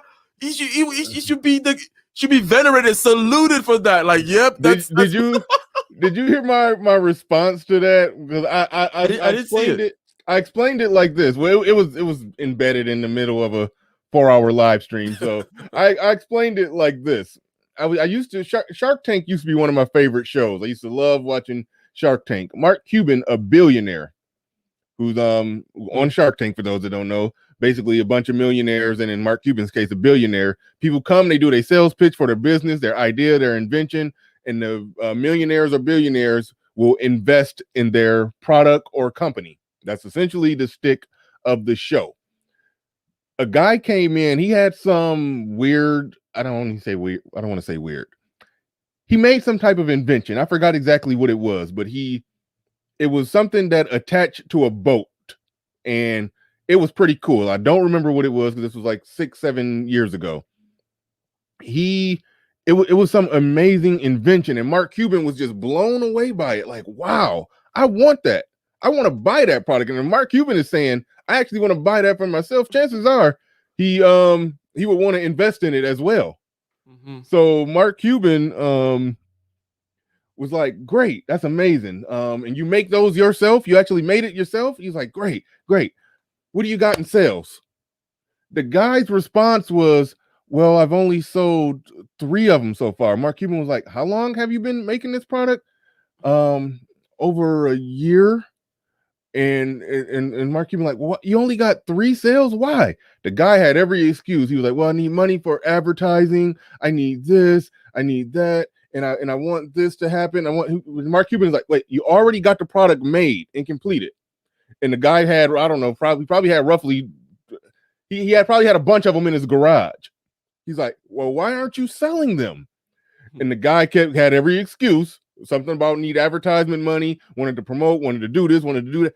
Mark Cuban was like, look, you have a product, an amazing product that attaches to a boat. When you're driving down the street, if you see a boat in somebody's driveway, go in, knock on their door. Like, do what you got to do to get sales. Mark Cuban didn't invest in the guy, even though he liked the product, even though he thought the product would be a success. He didn't invest in the guy simply because the entrepreneur, the inventor, was not a motivated go-getter. He wasn't trying to figure out a way to pound the pavement and get those sales at all costs. So Mark Cuban, great point you're making, and you're reiterating the point about that Kevin Samuels pounding the pavement aspect. But here's a hidden thing in that, which you just mentioned, and I'm glad you went here. People don't invest, generally speaking, only in products and so on and so forth, but venture capitalists specifically, right, invest in people because they know how business cycles work, or like they know how business works. What I mean is this: is a series of problems that are going to get solved, a series of pivots that you're going to get made, a series of little change management things you're going to have to do and growing pains all through the business, right? In other words, if you don't see already the problem-solving growth mindset, looking at the world as a chessboard where I can make moves, set of principles in the person, you're not going to invest in them even if they have a great idea or product, because product is not the end of the game. It's going to be product is just the beginning. You get a great product, you go out there, your first few customers is just the beginning. You're talking about a long game of different problems to be solved. Now I need more marketing. I need marketing in Japan now because I'm growing over there. I need to get an evangelism team, as they call it, the sales and marketing going in Japan. I need to employ people over there now. I need to open Japanese bank accounts. Oh, they don't like, you need to switch from AC to DC, direct current or whatever. You need to create, oh, the Japanese market only uses this kind of batteries. I need to switch. These are all problems. And if in the beginning you're not already solving the problem of let me go and sell to the first customer and let me be able to pivot and change and move and so on and so forth, people don't invest in you, right? So people invest in people. That is why, whether you think, oh, it's kind of silly for me to be doing this kind of a hustle thing, the hustle, when people see it, they like it and they want to be part of the program, especially even when you're selling something. Let's say you're a real estate person. Me and a group of friends looking at property in Arizona recently, and the real estate person was not enthusiastic enough. In other words, they were not enough of a hustler. They were not enough of a let's go ahead and like, oh, let me tell you, it's difficult over here in this part of town, but let's go ahead and take chances. And if you let me show you where the landmines are. But if you want to go there, I'm there with you. Let's go in there. Let's make a crazy offer. They were more like, what you want to do is this, like just kind of picking the easy path. People don't like that, and people see that, and when they see it, they don't invest in it. They don't trust it, because life is a series of problems that are going to arise. And if you cannot solve the problem right now in front of you, then how can I trust you? Generally speaking, right? Yeah.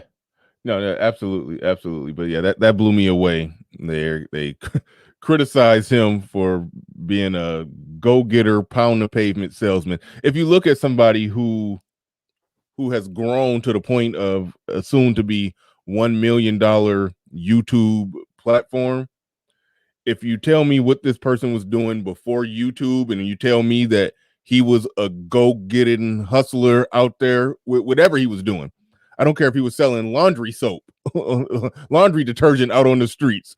He probably was the best laundry detergent salesman ever, out there getting it in, selling laundry detergent out of his trunk. Like that, I'm not saying that's a good career path, but I'm saying if you show me somebody who's successful at whatever they're doing right now, making millions at whatever they're doing right now, you show me what they were doing before the millions, I bet you it's a story where they're pounding the pavement. They're out there grinding. They're out there hustling. Like, it is so crazy. Man, it is. Yeah. Especially with black people criticizing something like that. It's like if somebody was selling nickel bags in front of a liquor store before they became trying to keep it clean here. There's rappers who have who built amazing record label. Master P, he started out his first CD, I think it was called The Ice Cream Man. I think he started out just selling tapes out of his trunk. He was out there hustling, selling tapes out of his trunk, probably in front of a liquor store. It is not a surprise that he now, amongst that cohort of people in the whole group, No Limit Soldier, that he is the most successful one. Like it tends to be that way. Like you see these signs early. It's the one that does that takes full advantage of all opportunities, and is the one that has this staying power. So that extrovert thing, right? For the let's come down to yeah. So the first thing I always say is that this is a personality thing. One parameter, one dimension of personality is introverted versus extroverted. There are other things that are there too, such as thinker versus feeler, intuitive or not intuitive versus sensor, judging versus prospector. And we've been kind of touching on these little by little, just inadvertently as we've been having these conversations.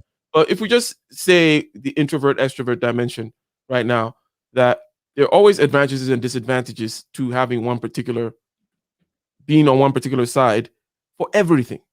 In other words, for selling, as an example, the extrovert has the advantage of being a better prospector. They are able to engage the top of the funnel better. They are able to gather that kind of people around and do certain things. But there are aspects of keeping getting the top of the funnel, such as, let's say, a speech needs to be given. So maybe the extrovert is good at like talking to many different people individually, slapping their backs, keeping up with them, asking them about their daughter's softball game. But also, he brings all these people now to a hall to give a speech.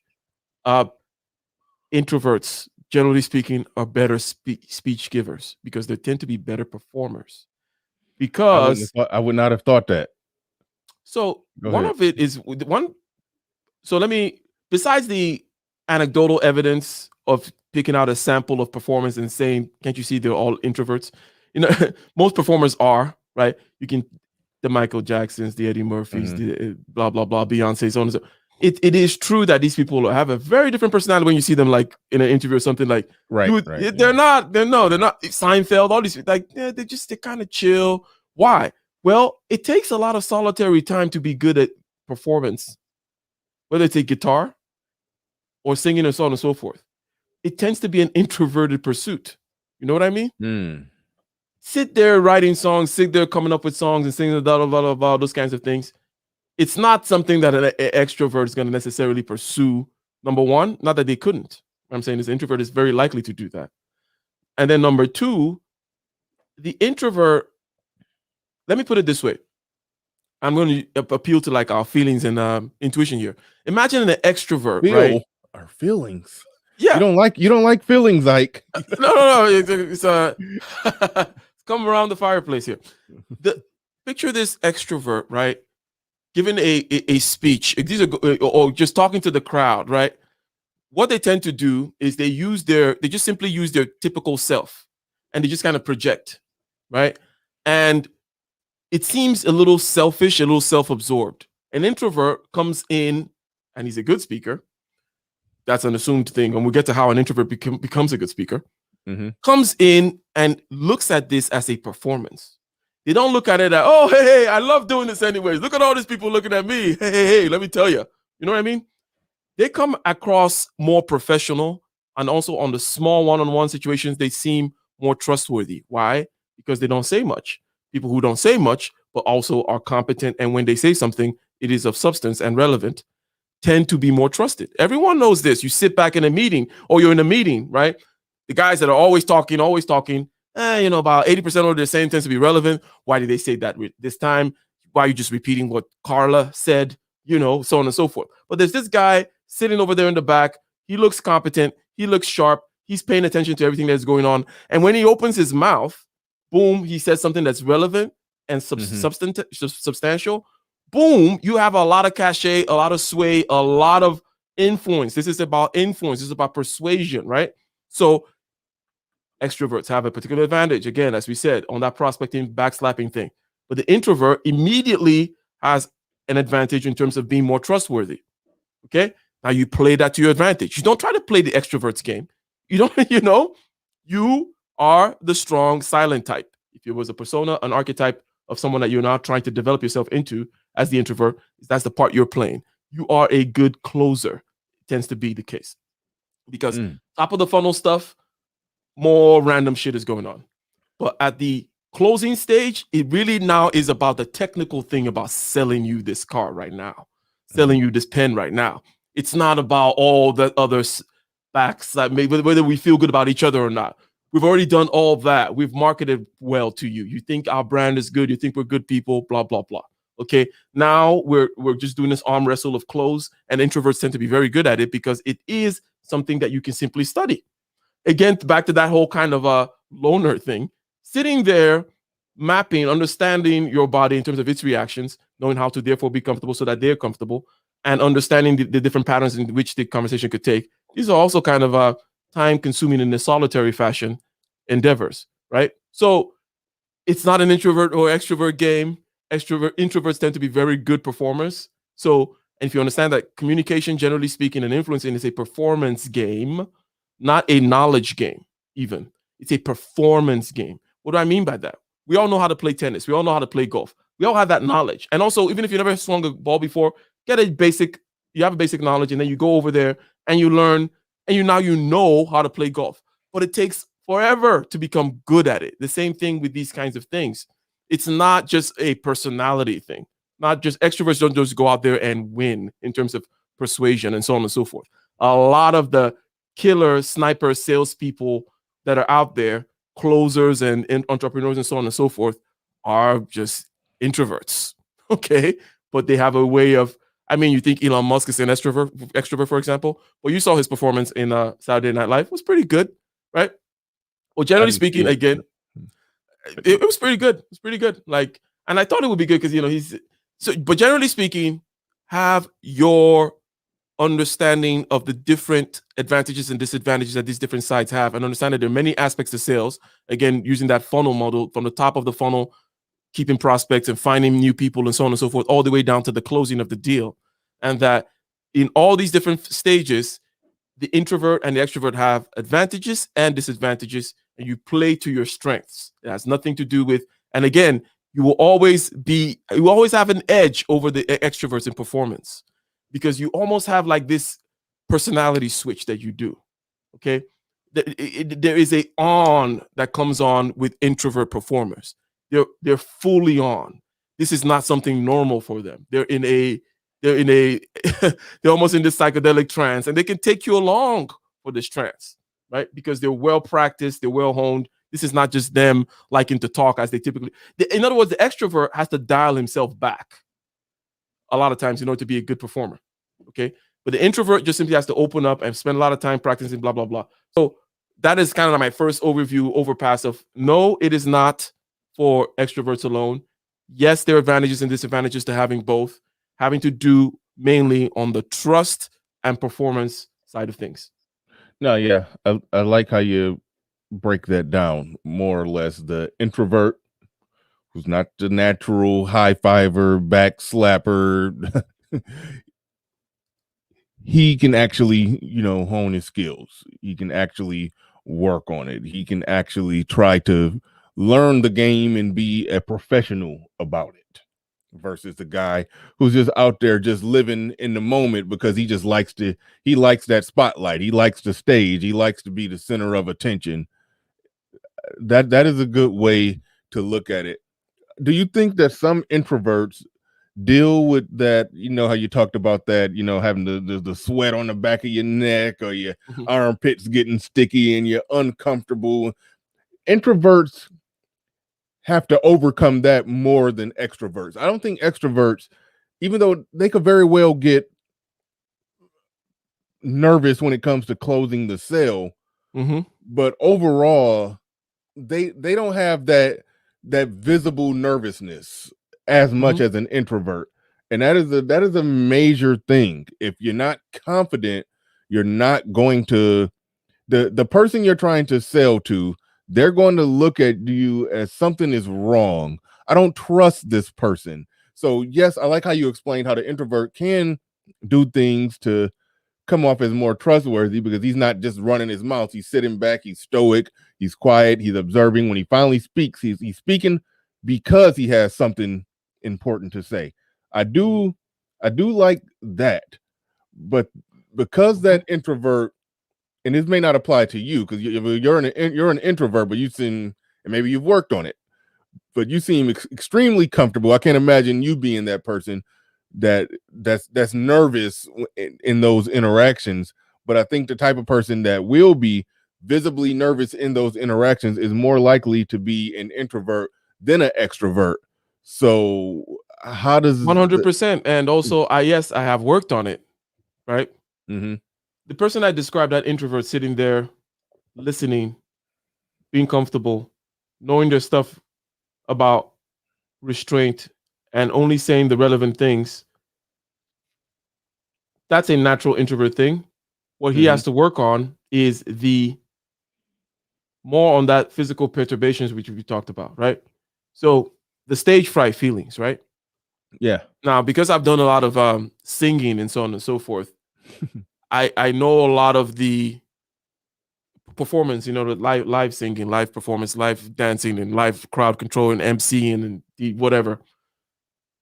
I understand the mechanics of it.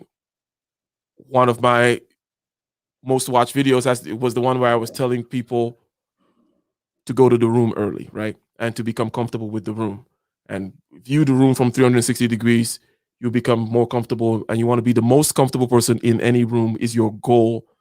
The goal is to be the most comfortable person in any room, because if you're the most comfortable person in any room, people gravitate towards that well of comfort, as the same way they repel from discomfort. They don't want to be around when that person is out there sweating and the voice is shaking and so on and so forth, right? They want to be led down a nice path of least resistance through your voice and your communication, right? You want to sound smooth and inviting, just the way I'm sounding right now, with a certain kind of a cadence to your voice. Okay. So these kinds of things are simple. You want to know when to raise it up and bring it down and be able to do the whisper because, hey, after all, it's just Sunday when having a good conversation. Those kinds of things, all these things are not, I'm not doing them because it's like, oh, I just love the attention. It's like you study it and you practice it. There is no other way. People tend to think, okay, that there's some kind of magical realm outside of physical reality where you don't have to exercise in order to improve. With your muscles, with your skin, like, okay, no, you simply have to practice these things. And you too can sound as smooth as you want whenever you want. You too can feel as comfortable with the feelings and the vibes that come as much as you want. You too can understand the use of your hands and the holding up of certain things and being able to project a sense of comfort, power, control. This is really what you're trying to do. And this has nothing to do with whether you're an introvert or an extrovert. When you put it this way, it's like extroverts don't immediately just project power, control. They might just project annoying sometimes, right? Or just loud, or just, I guess that's interesting. That's a bright light over there and let the gnats fly towards them or something like that.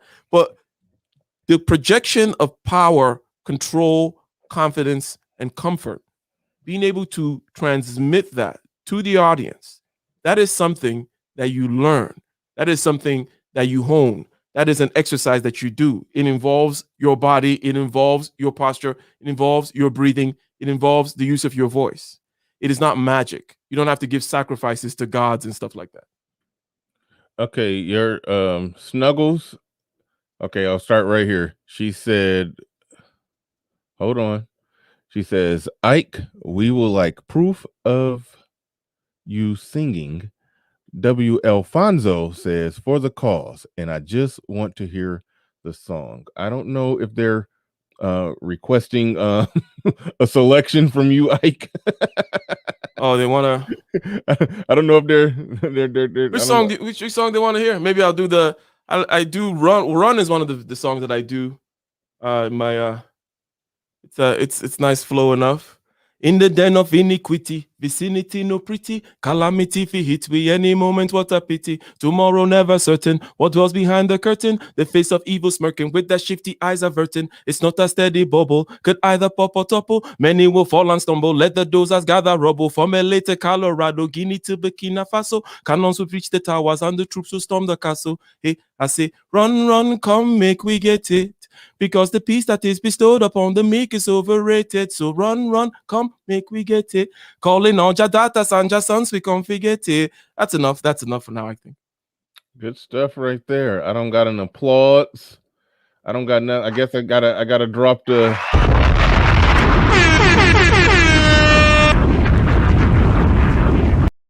You can go ahead and hit the applause now. I interrupt. There you go. There you go. Yeah. Thank you. Right. The system is coming. All right, now it's my turn to sing something. I'm just playing. It ain't happening. All right. Yeah, okay. So these are skills, okay, so what did I just do right now? Okay. I went into a particular mode, and there is a system to the breathing, there's a system to the delivery. I want to make sure that every word is heard as clearly as possible.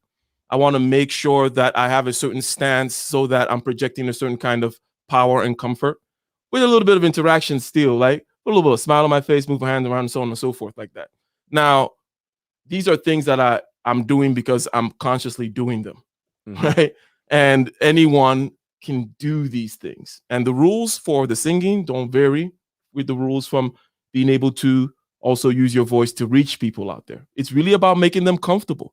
If I started singing like I was uncomfortable, or if I started acting like I don't really feel confident, you get what I'm saying? It's like, no, you just go, and I just did it, and everybody went along for the ride. Yeah, he thought I was serious. Shout out to Snuggles once again with another one. Hi, I'm Snuggle. Snuggly softness. That's really less expensive. says, where on earth would you find a Nigerian singing in, what is that? Pat what? Singing a patois, yeah, Patois. patois. That's patois. Patois, like a Jamaican, but they are from the same people if you look at their temperament. Thank you, Snuggles, for the super chat. Appreciate that. We are closing up on the end. The last thing that's in the show notes here is how to sell, some basic principles. So I don't know if that's probably where you wanted to give a general wrap up. Yeah, exactly. So like, what are the things that we can kind of get out of this? The main thing is, okay, game is game. Game theory is the study of the different games that we play.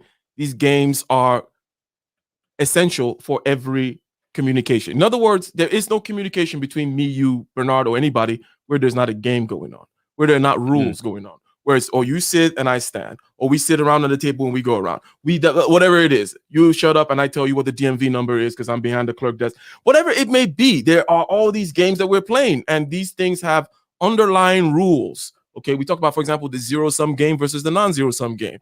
These are all things from game theory. So game is fundamental to all aspects of influencing and selling and so on and so forth. What have we learned about selling today? Basically, keep it simple, stupid. The message should be simple, whether it's on the marketing level, where it's just, boom, I'm loving it, Nokia connecting people, want to get away, whatever it may be. Just simple, repeat. The same thing when it comes to one-on-one selling. Your message should be simple. You should not talk about your last name, your title, or anything else. I gave examples such as, my name is Bernard, I've circumnavigated the earth 5 times. I'm here to show you in 5 easy steps how you can be an excellent sailor, right?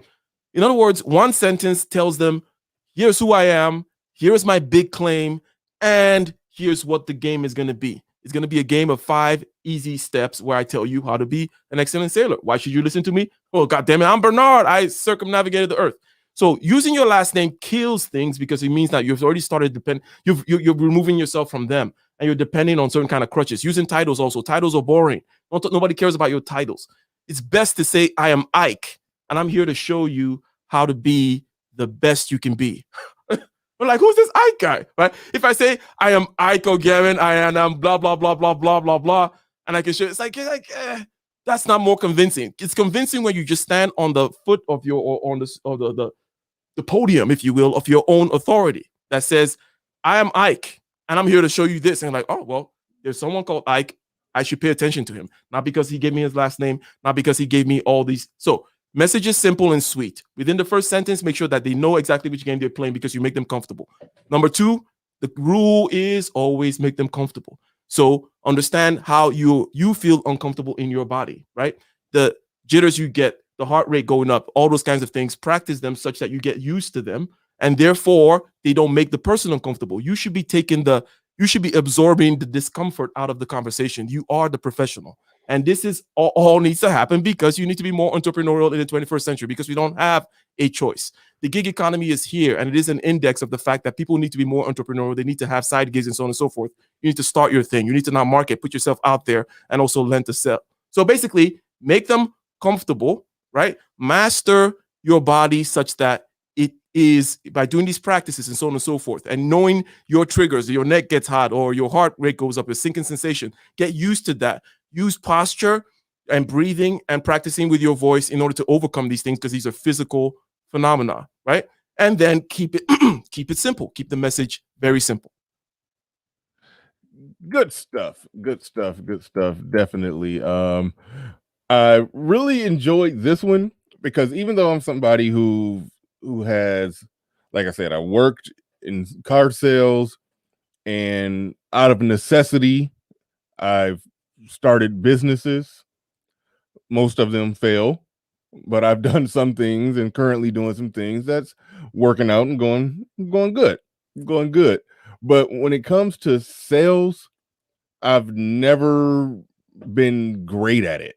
So I always love listening to somebody who's a professional, who's an expert, who has some expertise, some knowledge, who's currently in the field, in the game, doing it for a living. I love it.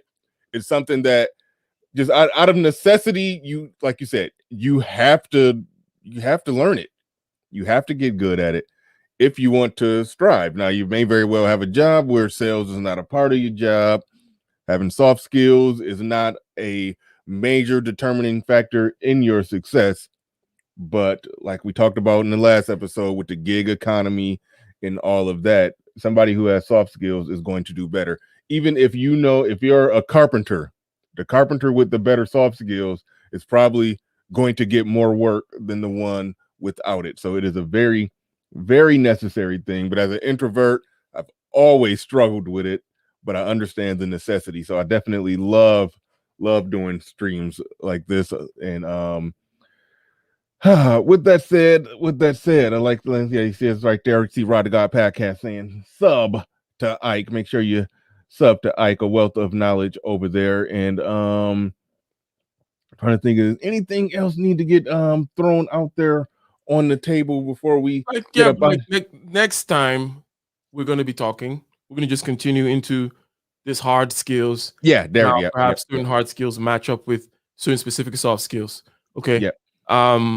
Some places you need to be able to give speeches. In some places, it's more of a phone call thing.